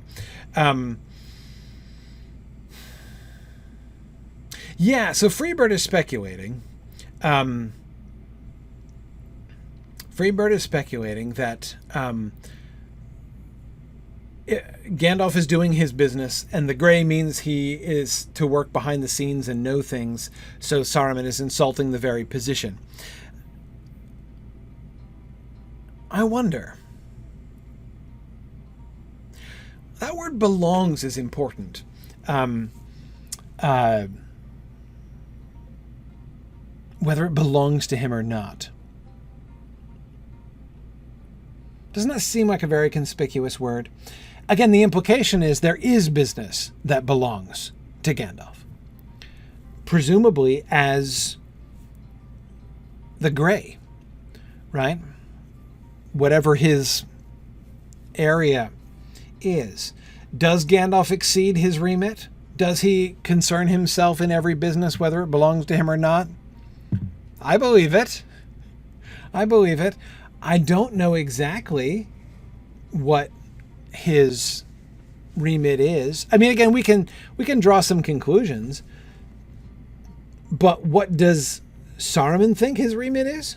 What's like the formal job description of the Grey? Yeah, Turenbar is wondering if the quest of the Hobbit belonged to him or not. Great question. Yeah, I don't know. If I had to guess, if I had to draw a conclusion from this paragraph as to what the job of the Grey is, right? That would be a hard chore. But if I were guessing that, there are three things that he emphasizes, Saruman. Three things that come up. One, his reluctance to seek for aid, or the infrequency with which he has sought for aid. His independence. That's one thing that he brings up. Second, his wandering about the lands. That's the other thing that he brings up. And the third is... what was the third thing? There's no third thing. I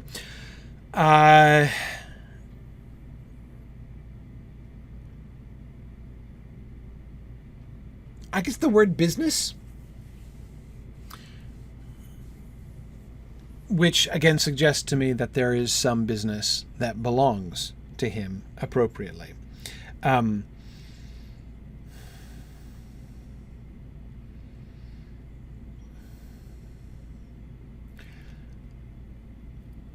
Inasmuch as he is criticizing him for wandering about the lands, there I do think I agree with, and I'm sorry, my memory is terrible this evening about who said what. Somebody was it Ambrosius Aurelianus? I'm not sure, who was suggesting that Grey, that he's making fun of the title of the Grey, period. Right? Not just saying, Gandalf, you're doing a crappy job of being the Grey, but like this whole Grey shtick is useless and embarrassing. I get the impression that wandering about the lands is indeed part of the remit of the Grey Wizard. My guess would be that even his independence might be not unconnected with his grayness, right? That there's a certain amount of Karina, yeah. Gandalf's business is everyone's business, like Rachel Lynde. Yeah, except on a continental level. Yeah, exactly. Rachel Lynde on a continental level. That's a scary, scary thought, isn't it, Karina? Sorry, Anne of Green Gables reference for those of you who don't get it. Yeah. So, yeah.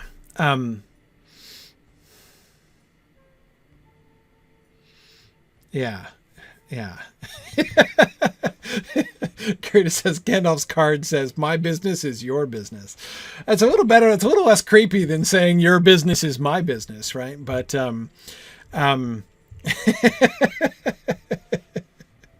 yeah, I like it. Also, I do fireworks and grandfather's parties. Yeah.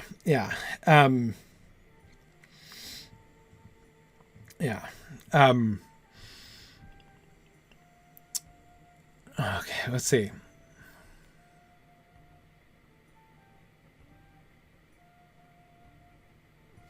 This would imply we know very little about wizardly politics because we know so little about wizards. We're just meeting Saruman. We've known Saruman for half a page, and we've met Radagast for another half a page, right? So, and that's all we know about the politics of the wizards.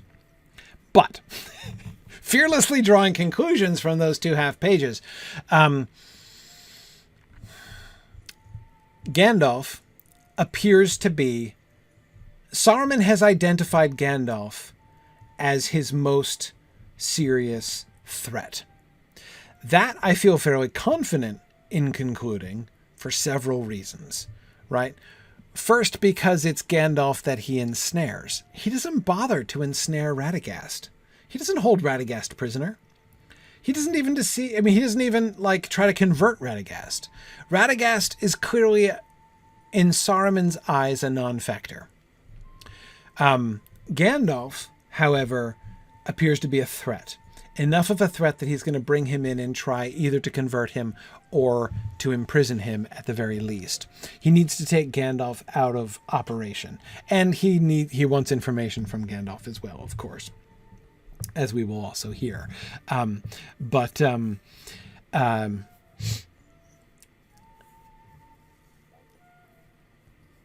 If the remit of the Grey Wizard is to wander about the lands and concern yourself in at least many businesses, right? Perhaps not all the businesses, but here, Matt, I agree with you.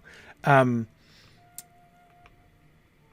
think that this could be a statement, a more specific statement about academic turf than it is just about Gandalf's general nosiness. As Matt says, if Gandalf is supposed to wander about and inspire the free people and give them a little nudge out the door, that's one thing. If he is wandering around looking into the Ring of Power, that means that he is on Saruman's academic turf. Exactly.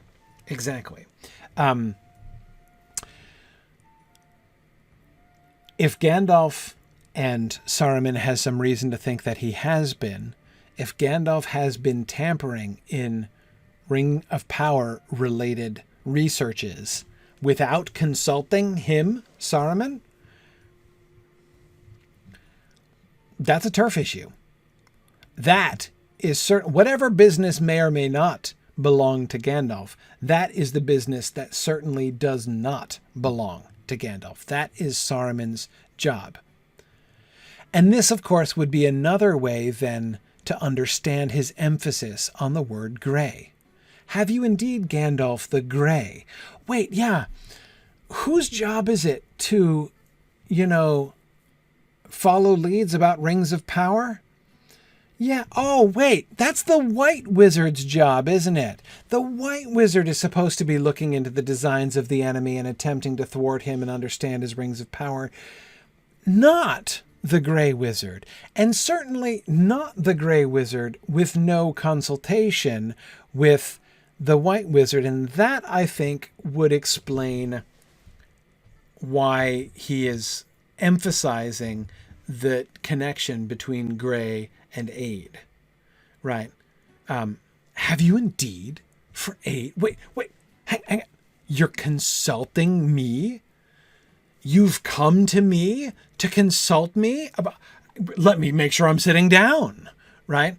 Why are you starting now, Gandalf? Oh, Gandalf, who has not been consulting me when you absolutely should have been doing, and you know it, right?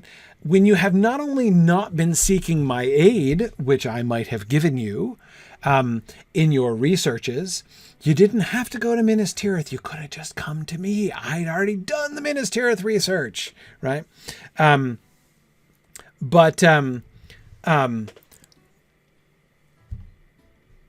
He not only didn't come to him for aid, he didn't even tell him. He has been concealing it from Saruman. This is a big deal. Yes, as Lincoln says, hell hath no fury, like an academic whose colleague has just encroached on his turf. Yes. Yes, exactly. That's,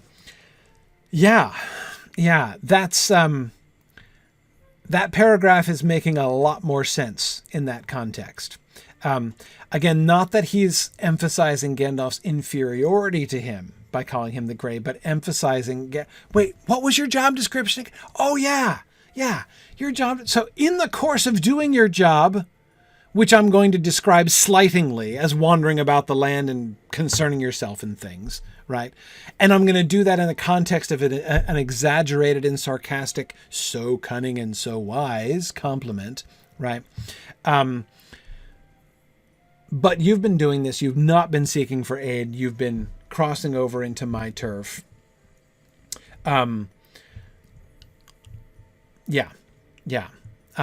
That, I think, is the point of his emphasis there. That makes so much more sense. And, of course, also explains why Gandalf is a threat. It's not just because of Gandalf's strength, right? But if Radagast is no threat because he doesn't leave Mirkwood, right? I mean, what's Radagast going to know? What's Radagast going to do, right? I mean, Radagast isn't any threat, but Gandalf.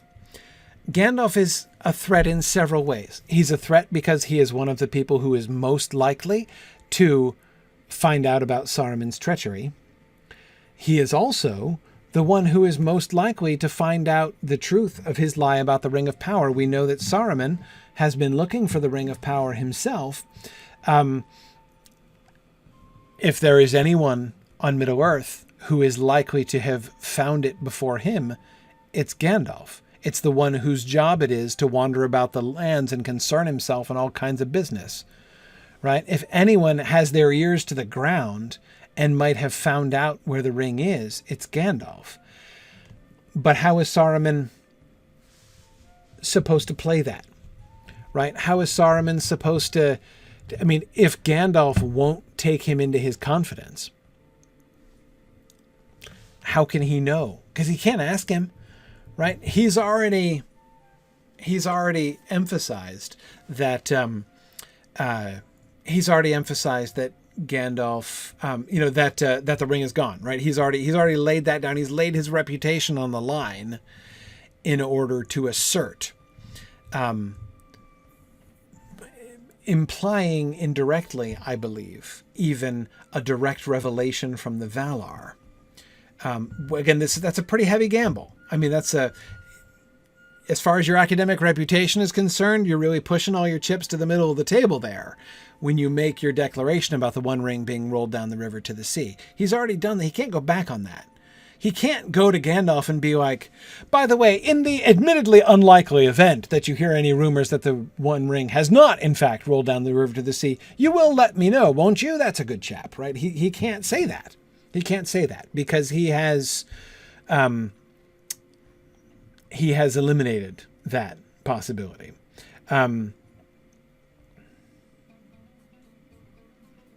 Yeah.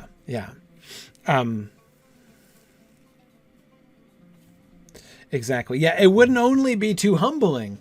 And I agree, Kurtzimus, it would be rather a challengingly humble posture for Saruman to adopt at this particular point in his moral trajectory. I agree with that. But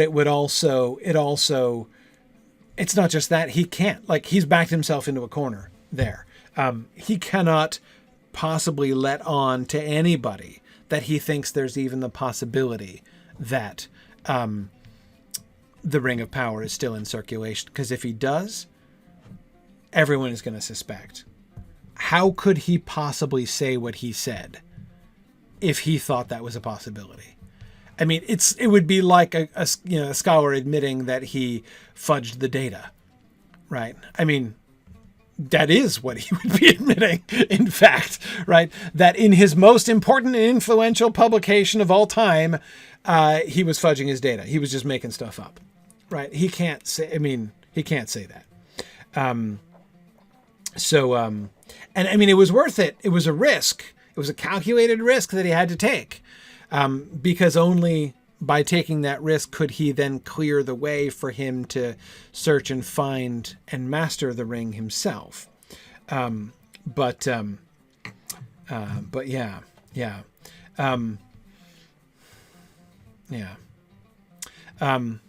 Okay. All right, good. Can I just say, this has been a wonderful experience. We only got through one slide tonight, but I had never, if you've been listening to my podcast for a long time, you'll have heard me, make the comparison between wizard colors and karate belts before, and you will have heard me express my skepticism that concept of color as equal to hierarchical rank seems to me unsatisfying, insufficient to really capture everything that seems to be wrapped up with those titles. But if you've been listening to my podcast for a long time, you will know that I never have given a satisfactory alternative reading because I've never really had one. I've never really gone further than saying, I don't think that's it, but I'm not sure exactly what it means. Well, I'm still not sure, as you might say. I still haven't actually thrown the ring into Frodo's fireplace yet, but I no longer doubt my guess. This is the first time I've ever come to a reading of those titles that seems to me satisfying. That seems to me to be a superior reading. I never liked the hierarchy reading, but I didn't have a better reading to offer. This works for me. I like that. WKU fan says, this gives me a totally new perspective on Saruman and actually does make me feel just a tinge of pity for him. Yeah, I mean, not too much, but a little bit. Yeah, I mean, I definitely can understand things from Saruman's point of view. Yeah. Next week we have to figure out what the title of Blue entails. No idea. we'd have to know something about what the Blue Wizards do in order to have some idea. But anyway, okay. We're going to wrap up there. That is enough work for one evening. Goodness knows. It is field trip time. Thanks, everybody, for joining us today. My Twitter feed seems to have crashed, which has happened a couple times with Periscope lately. So we'll see if they make any improvements there. But anyway, we're gonna shift over. I don't need to talk about shifting over because there's nobody else to talk to. So those of you who would like to stick around to the Twitch feed here for the field trip, we will be going back to Karn Doom and continuing our Karn Doom archaeology there. To the rest of you, thanks for joining me and good night. And I'll see you guys next week. Don't forget about the Webathon this weekend, noon to midnight on Thursday. Broadcast extravaganza. We're doing all kinds of fun things, from the really important glimpse, a sort of a preview of the Path program, 2 Path mini courses that we're going to offer, Signum Path, and the State of the University address.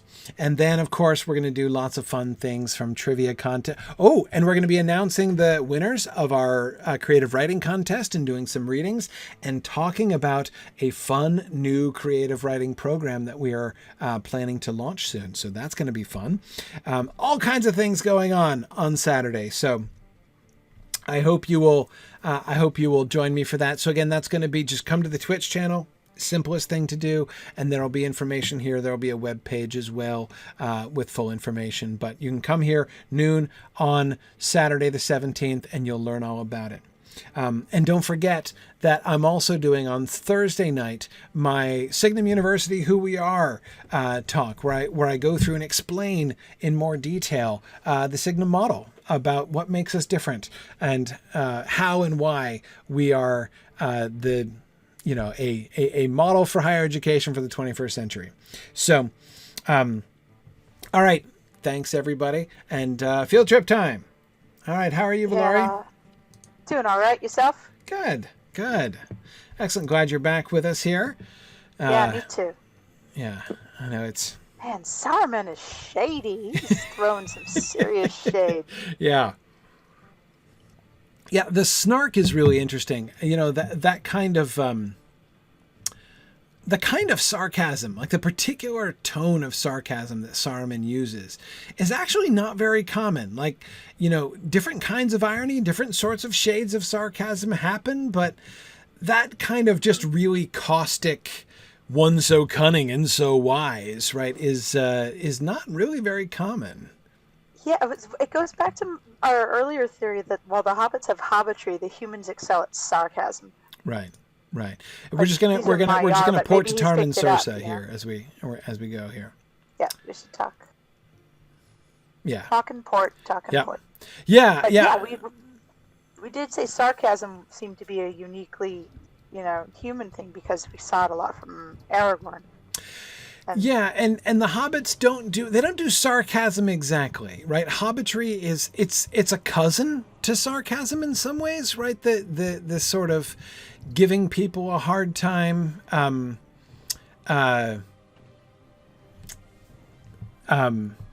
it's there's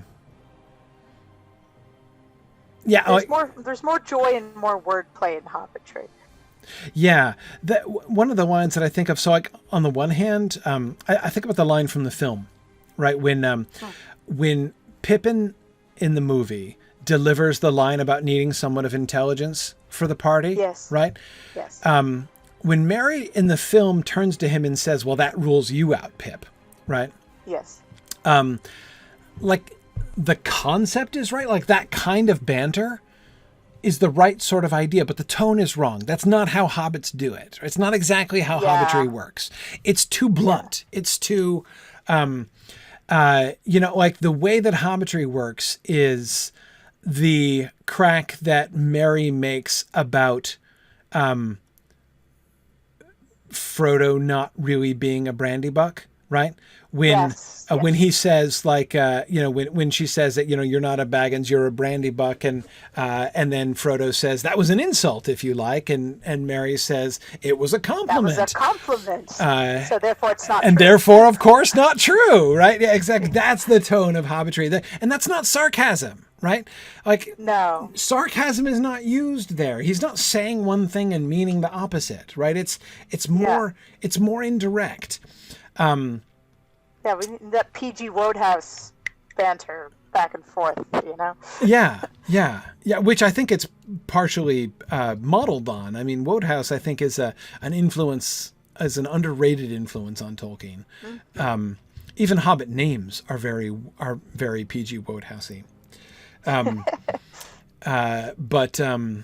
Bilbo and Bungo Baggins, yes. Yes, Bungo, Bingo. I could see Wooster talking about, Baggins, yes. Yeah. Good old Bungo, right? Yeah, I mean, it's... Got a wire from Bungo the other day. They're just like nicknames, that... college names, That Wooster would, Yeah, exactly. Of course, we do know, like, most of them are, like, these really old medieval things as well. Right, sure, exactly. But it's... the tone... Anyway, I agree. But yes, Gandalf does use sarcasm. But not like Saruman does. I mean, that kind of, as Cook of Wootton Minor says, the it's really arrogant sarcasm that mocking pageantry. It's like wow. Wow, guys. The really sarcastic third person there. I mean, that's it's like he's monologuing before he's even the villain. There's a kind of scorn to it. That is different. So I get Gandalf uses sarcasm. Again, even that the sort of the tone doesn't really get captured. It's different than Strider's, who aren't quite as mean spirited, and it's different than Legolas's, which comes off as more whining. Mm-hmm. Mm-hmm. Yeah. Anyway, that'll be interesting to watch as we go further into the Fellowship. Career is open for sarcasm, guys. Yeah. As opposed to hobbitry. Yeah. Okay, so this is the courtyard where we started last time. So we got Uragarth down the hill. Where I lost it. Down the hill. I lost the hill. I keep going past it. There it is. Okay, there's Uragarth down there. Now, we were noticing that Uragarth is almost all old structure, right? That was one thing. And so when we came up here last time, my first reaction was, oh, look, there's the old stone, right? There's the old walls. Yeah. And I was like, okay, that's great. And then there's some new stuff built on top, it looks like, right? And then over here we have this new wall. So I was like, okay, so is this like a new partition? Like the other two sides of this courtyard are old. Yeah. I'm like, did they throw up this partition? I don't know. But then look what happens when we get around the corner. We come around the corner. See, here's the old stone facade and the old black and white wall. Ooh, beautiful, shiny new cage there. Yep. Yeah. And then as we go around the corner here, we get, it's all old, or it's all new rather. This whole courtyard is new, except for these stone, like old churchy looking buildings that we originally saw in the courtyard by the Iron Gate. So we've got this and no other evidence of the really oldest layer of architecture here. The rest of it's all new, even with the brown rusty. Is fascinating. Yes. Now, we went through the gate up here. Whoa, look at this guy's armor. I just love the crest. Don't go for subtlety, man. If you can find, an 8-foot feather to put on your crest, you do it. You just own it. It's like a tour guide, so the other orcs don't get lost. Right. And we're walking.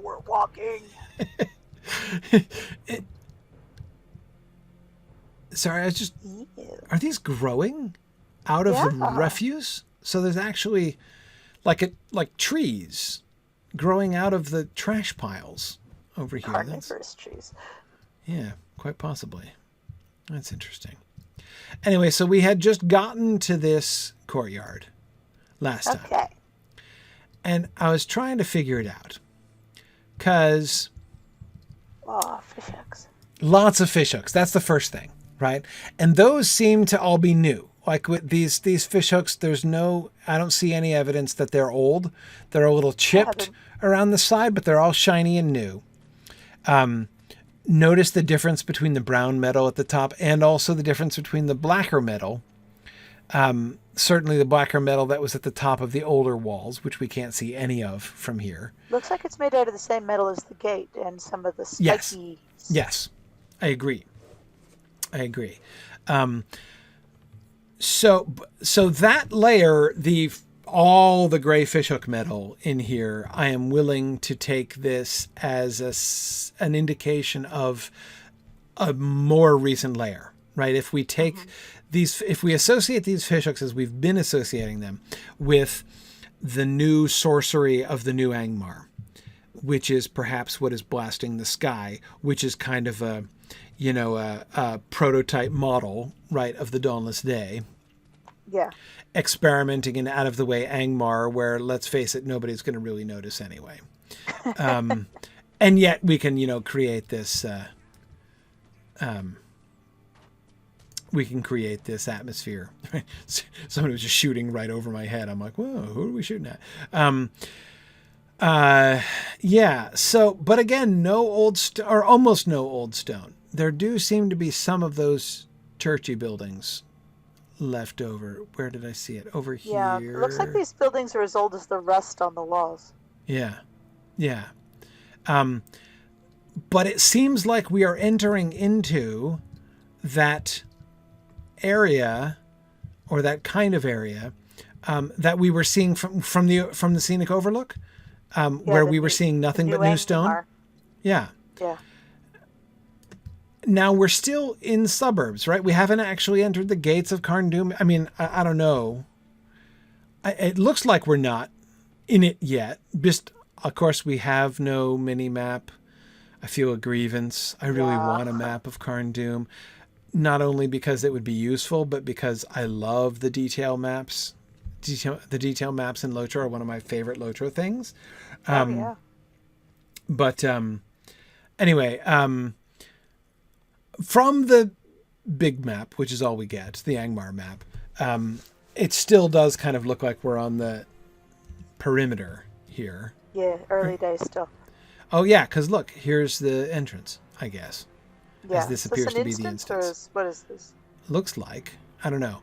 But before I go in, I'm looking through. Oh yeah, it's proper Carn Dûm. Okay, if that's proper Carn Dûm. Well, from the outside, through the shimmery portal, it's looking like all old stone. Yeah. Or new stone again. Darn, I keep saying the wrong thing. It's looking like all new stone. Though the black, it's not, well, but it's got the brown top towers, the rusty towers as well. Got some vines growing on them.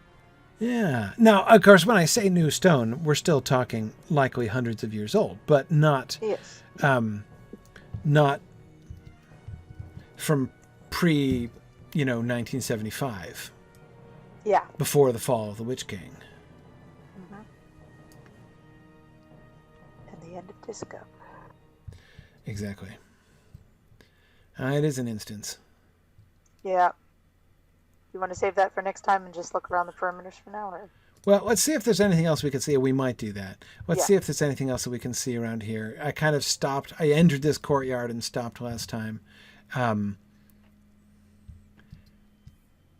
These spaces are fun. Yeah, I was just gonna say the yellow business, like yellow sort of almost gemstone looking things.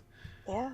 Around are sort of interesting. Especially interesting is the fact that pattern, the sort of Y and then the two smaller Ys, reminds me of. Hang on. It reminds me of the doors and windows in the churchy buildings. Let me see if I can find one. I was just thinking. I want to do a comparison with those Ys to see if that's the same. Over here on the left, as I recall. Check out these. Yeah, look at these windows over the overpass as well. Oh yeah, here's one. Oh no, I'm trapped by a fence. No, I'm not remembering, right? They don't have Just the the wands. Gothic shape. Yeah, No, just the there's no Gothic more. shape. Yeah, it's not the same. These triangle things, and we do have the arches within arches. Yeah. There. No, but not the Y shapes. Okay. Nope. Right. Oh, there's some more stuff on this way too. Yeah. There was nothing else up and to the left in that courtyard? Those are both dead ends. The stairs that go up on the sides on that courtyard, they're both dead ends, right? I haven't been in this part yet. I think. Let me go. I think they are. If so, then I will. I know there's other doors over there. Yeah, there's other gates and things, but I think they're. Yeah, I don't think they're actionable. Are they dummy doors? They're dummies. Yeah. Yeah. Yeah. Oh, look, and here's one of those doors right here. So. Oh, here's a ramp. There's a ramp over here. A ramp? Wait, where are you? Oh. Over around the corner? No. It's just lean-tos. Near where we came in. Oh, up there. Yeah. Yeah, no, I didn't see that at all. Right. Typical oh, this is sneaky. Metal waffle weave industrial ramp. Yep, just like the ramp up to the original iron gate. Oh, this is where the secret path took us last time. This is where the secret path took us. Right. There's the secret path. Right. Yeah. Got it. We got our drums and our... Okay, so we have a shortcut to here. Next time we want to come this way, we'll take the secret path. Yeah. Okay. Now, who are these people? Let's take a look. This is Ms. Fire Nomad Provisioner, Nomad Ms. the Healer. Supplier? She doesn't look nomadic. Like, she's not dressed like the... She looks like a ranger. Yeah, that's what I was thinking. More vaguely ranger-ish. She needs a good pair of boots. She looks like she's got cloth wrapped around her feet. A little ironic for her to be selling supplies, if you ask me. Well, remember, she also gives money for things, so maybe she's waiting on a pair of boots. Right. Also looks like her hands are severely chapped. Maybe she's wearing gloves. I hope she's wearing gloves. Hands shouldn't be that color. No, they really shouldn't. Like orc hands. Oh, look, here's a little purse rack. Everybody's purses. A purse rack?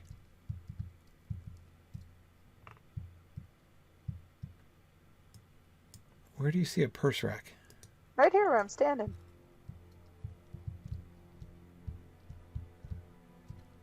Oh, hanging on the thing. I see. Yeah. Okay. Right. Would you keep your purses on something like this? Right, yeah. Well, you've got to have a little crossbeam. Yeah, no, that's yeah. Hooks. Yeah. Hooks for purses. Incredibly important on everything. You don't want it to touch the floor. There you go. Makes sense.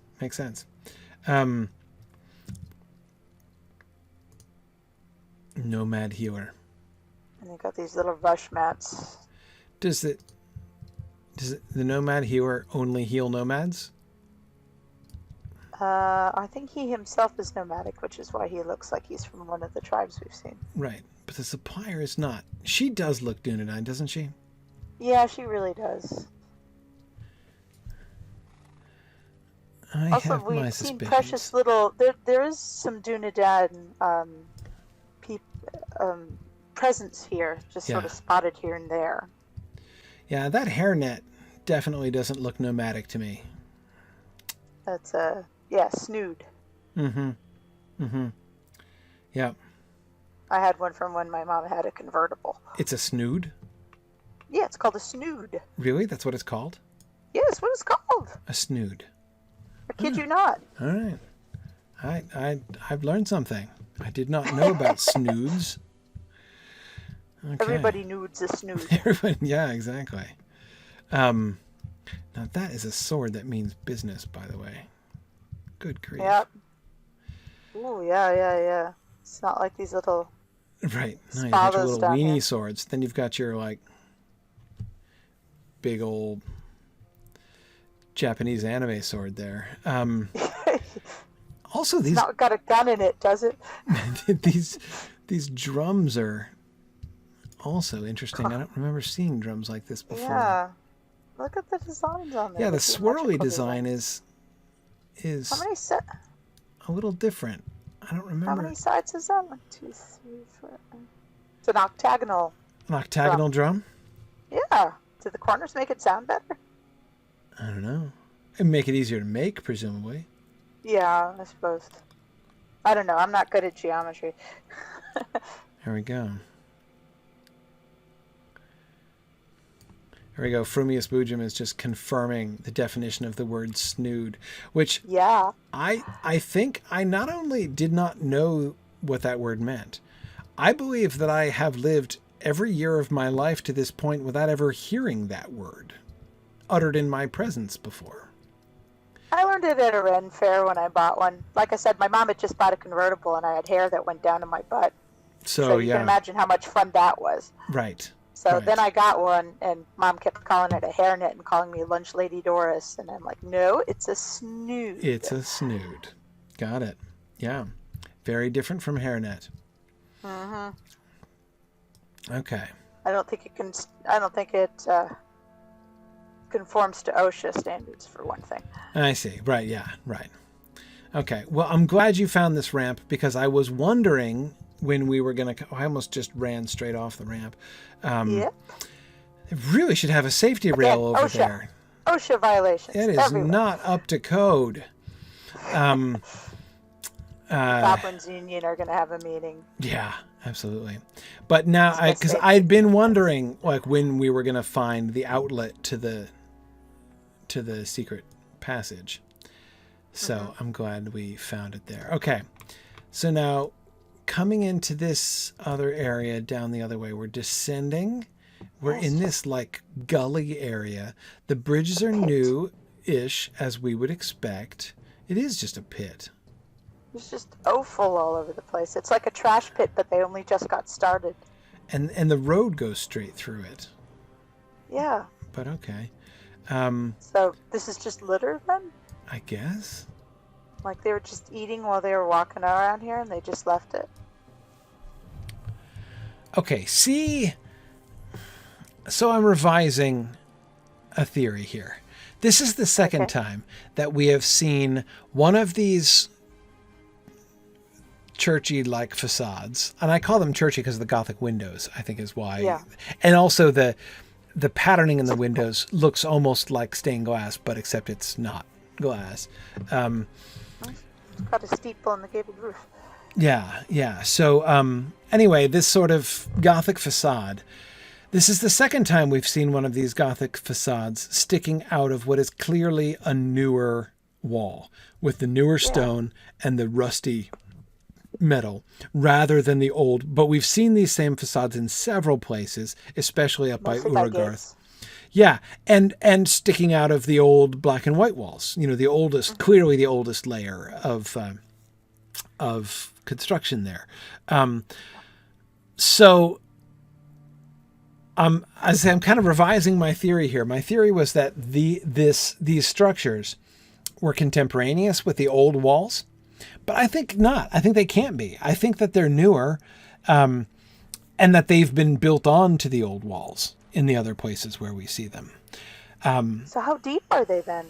How deep do they go? I don't know. Not deep. I mean, it's almost flush to the wall. Like this door has to open on chambers that go into this. I mean, unless it's, you know, like a broad, like width-wise, a full, but then like in depth, it's just a tiny house, you know. I mean, it only goes back like 10 feet. It is a gate. It goes back to it is a gatehouse because you have room for an observation sort of lounge and you have a place for someone to sleep and maybe a very small kitchen. Perhaps. And then these wooden awnings are added to it, weirdly. Yeah, those don't match the other ones we've seen. No. Kind of implies someone's going to be standing around here all day trying to get out of the weather. Right, exactly. Like someone's on, which again would, if it were guard duty, right? Like those are guard posts that modern Yep. guards are having to man, and so therefore they've built these little lean-tos for the benefits of whatever orcs or trolls who stand here. Hmm. These doors are very ornate. They're not very big. They don't look like gates exactly. I mean, they go in for big gates around here, like the big Yeah, they old, do. iron gates. But for Yeah. them to be like gatehouses, except door houses, right? Let's call them door houses Okay. instead of gatehouses, or like unto gatehouses, but not. So, Mm. all right. So I find Oh, myself. yeah. See, there's a guy sitting under the awning right there. Actually, he just popped up. Oh right, yeah. He just Yeah, respawned yes, under he's the under the awnings. awning. Yeah. Okay. Well, there we go. That confirms the theory. Okay. So.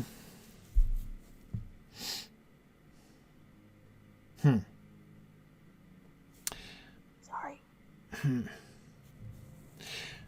It makes me Call them wonder. door houses. Is there any chance that the old black and white walls, which I've been associating from the beginning with Old Angmar, Yes. is there a possibility they could predate Old Angmar? Is there a possibility? Because, see, basically, with all of the interior of Karn Dûm being this newer stone, Hmm. I mean, there's only two possible ways to explain that. One is that Karn Dûm burned down, fell over, and then sank into the swamp, and then they built an entirely new, like, so recently, within the last Yeah. 100 years, they have built a brand new Karn Dûm. All of this is new on the site of the old Karn Dûm, which was either magically destroyed because it was somehow magically linked to the Witch King, but he wasn't destroyed, so how would that work? I can't see that happening, right? So I can't see... Wibbly wobbly, magicy, ragicy. Right. But, of course, it's also possible that Earnur was thorough, right, and sent a team of Gondorian engineers to level the place. Sent a team of Gondorian engineers, with a great deal of gunpowder and pent-up frustration, to destroy all of, Karn Dûm and raze it to the ground, Scipio Africanus style. Yeah. Okay, Tarkrid Jaywar. So somebody starts attacking you, and then you just come over and take it out on me. So speaking of pent-up aggression, just like I was saying. Yeah, seriously. So I love this guy who's attacking this other dude over here who's just ignoring him. Yeah, like he just There's just a guy yelling at a wall over here. right. Yeah, Sumerlithi over there was just like utterly unaffected. Like the orc couldn't even injure him. It was pretty futile. But anyway, so they leveled the city. yeah. So Okay. either Earnur did his best Scipio Africanus impression and ordered Karn Dûm leveled. And then recently, when they moved back to Karn Dûm, or tried to move back to Karn Dûm, when they set up, when Mordorith came back up, which of course is ironic. Spoilers, right? If Earnur ordered the destruction of Karn Dûm for Mordorith to come back and reassemble Karn Dûm is ironic and funny. And I admit that the irony of that theory makes it very appealing to me.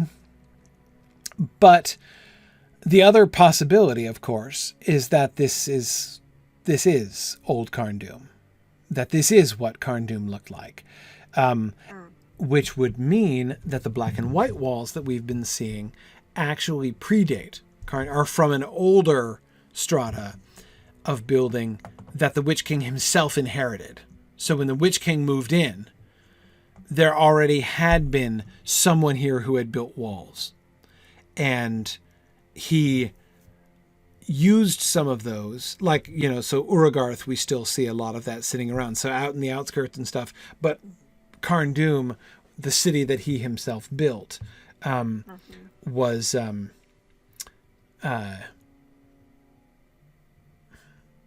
is this newer stone. So, but the black and white buildings were they're pretty advanced though. They had like flushed stones and stuff like that, and Yep.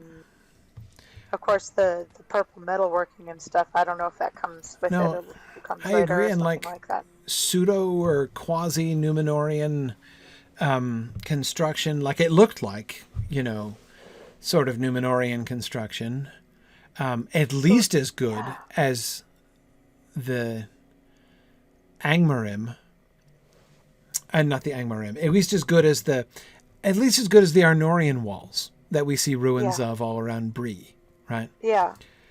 But would that be like lost technology then? Like the Hillmen used to live in these big, glorious sort of apartment blocks? I can't imagine it. I mean, who were the Hillmen? I mean, how would the Hillmen have that technology? Even if that they had declined from a glory day of old is, of course, perfectly possible in Tolkien's world. But how would they get such technology? That doesn't seem to fit. I'm looking at the map, and I'm backing up from the map because I'm trying to imagine the role of Angmar. Of course, Angmar became Angmar, right? That is, the Witch King moved here and started causing a fuss in the middle of the Third Age, right? It's a really recent thing. Yeah. So which does imply there were men living here, since we knew men were all over this place. Sure, exactly. So the Hillmen doubtless were here for a long time. My question is, I'm looking at the map and I'm trying to cast my mind back to like Second Age, right? Second Age, First Age even. Who might be expected to live here? Ancient civilizations that could significantly predate Angmar. Now, Catriona, I agree. The rift does show that the elves were around and had been around for a long time. I agree with that. The walls don't strike me as the black and white walls don't strike me as particularly elvish. It's possible, but I could believe dwarves before I believed elves, I think. Doesn't match any dwarven stuff either, though. No, it doesn't look convincingly dwarvish, but it looks more dwarvish than it does elvish, but it doesn't really look either one. It looks to me a little bit more Numenorian. Decoration. Well, all the old elvish stuff is usually lying in ruins all over there, while the dwarf stuff is still standing tall. Yeah. Oh, hang on a second. Emily says, wait, the story of the rift is that the wizards and elves imprisoned Tharlach there? So the wizards. So the imprisonment of the Balrog was a Third Age event in the rift? Huh. Whoa. Wow. Whoa. That's weird. It's a bit far from here, though. It is. I mean, it's local only in the sense that it's closer than, say, Rohan, right? I mean, it's not like immediately right next to Carn-Dûm, but True, but we are closer to the Blue Mountains. Right, but also don't forget that going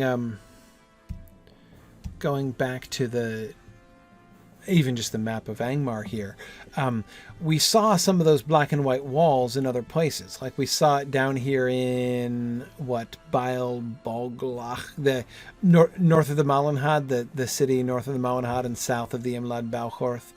And we saw some of the black and white walls in the Imlad Balchorth as well, didn't we? In some places? That's true. So yes. That is, we've seen it outside of Carn-Dûm. It's not just in Carn-Dûm. I want to go back to Innuminus. And see if this stuff's here.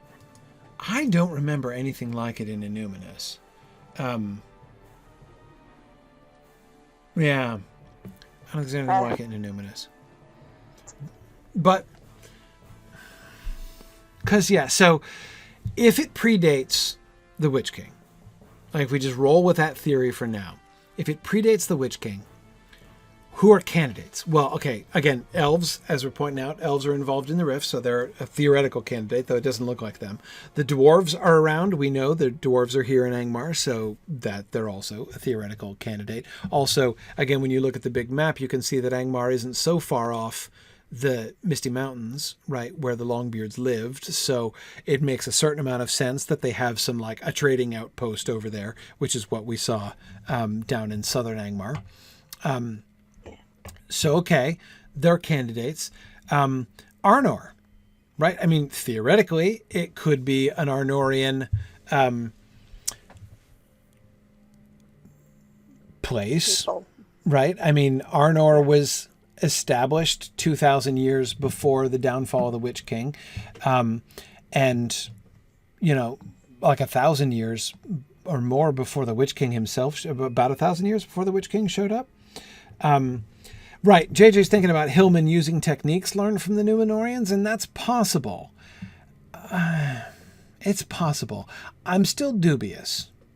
I did want to say Arnor, though, because remember all the things we've seen in mockery of the White Tree? Maybe they weren't in mockery, because that was always when we had the black and white buildings. We always had those big courtyards, and we always had those skeletons of white trees. Right. Right. Maybe the withered white trees are actually honest homages that remain.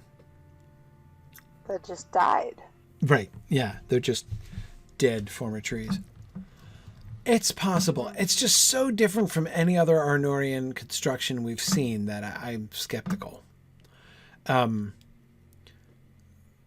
if I'm pushing it back past the Third Age entirely, back is there a Second Age civilization that could have set up here?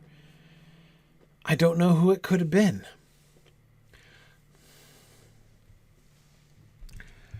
It's a real mystery. Yeah. Well, I don't know. Well, I'll keep thinking about it. Yeah. How old is the Mount Gundabad settlement? Frumius Boojum, I'd be really interested to see Mount Gundabad. Has that been released yet?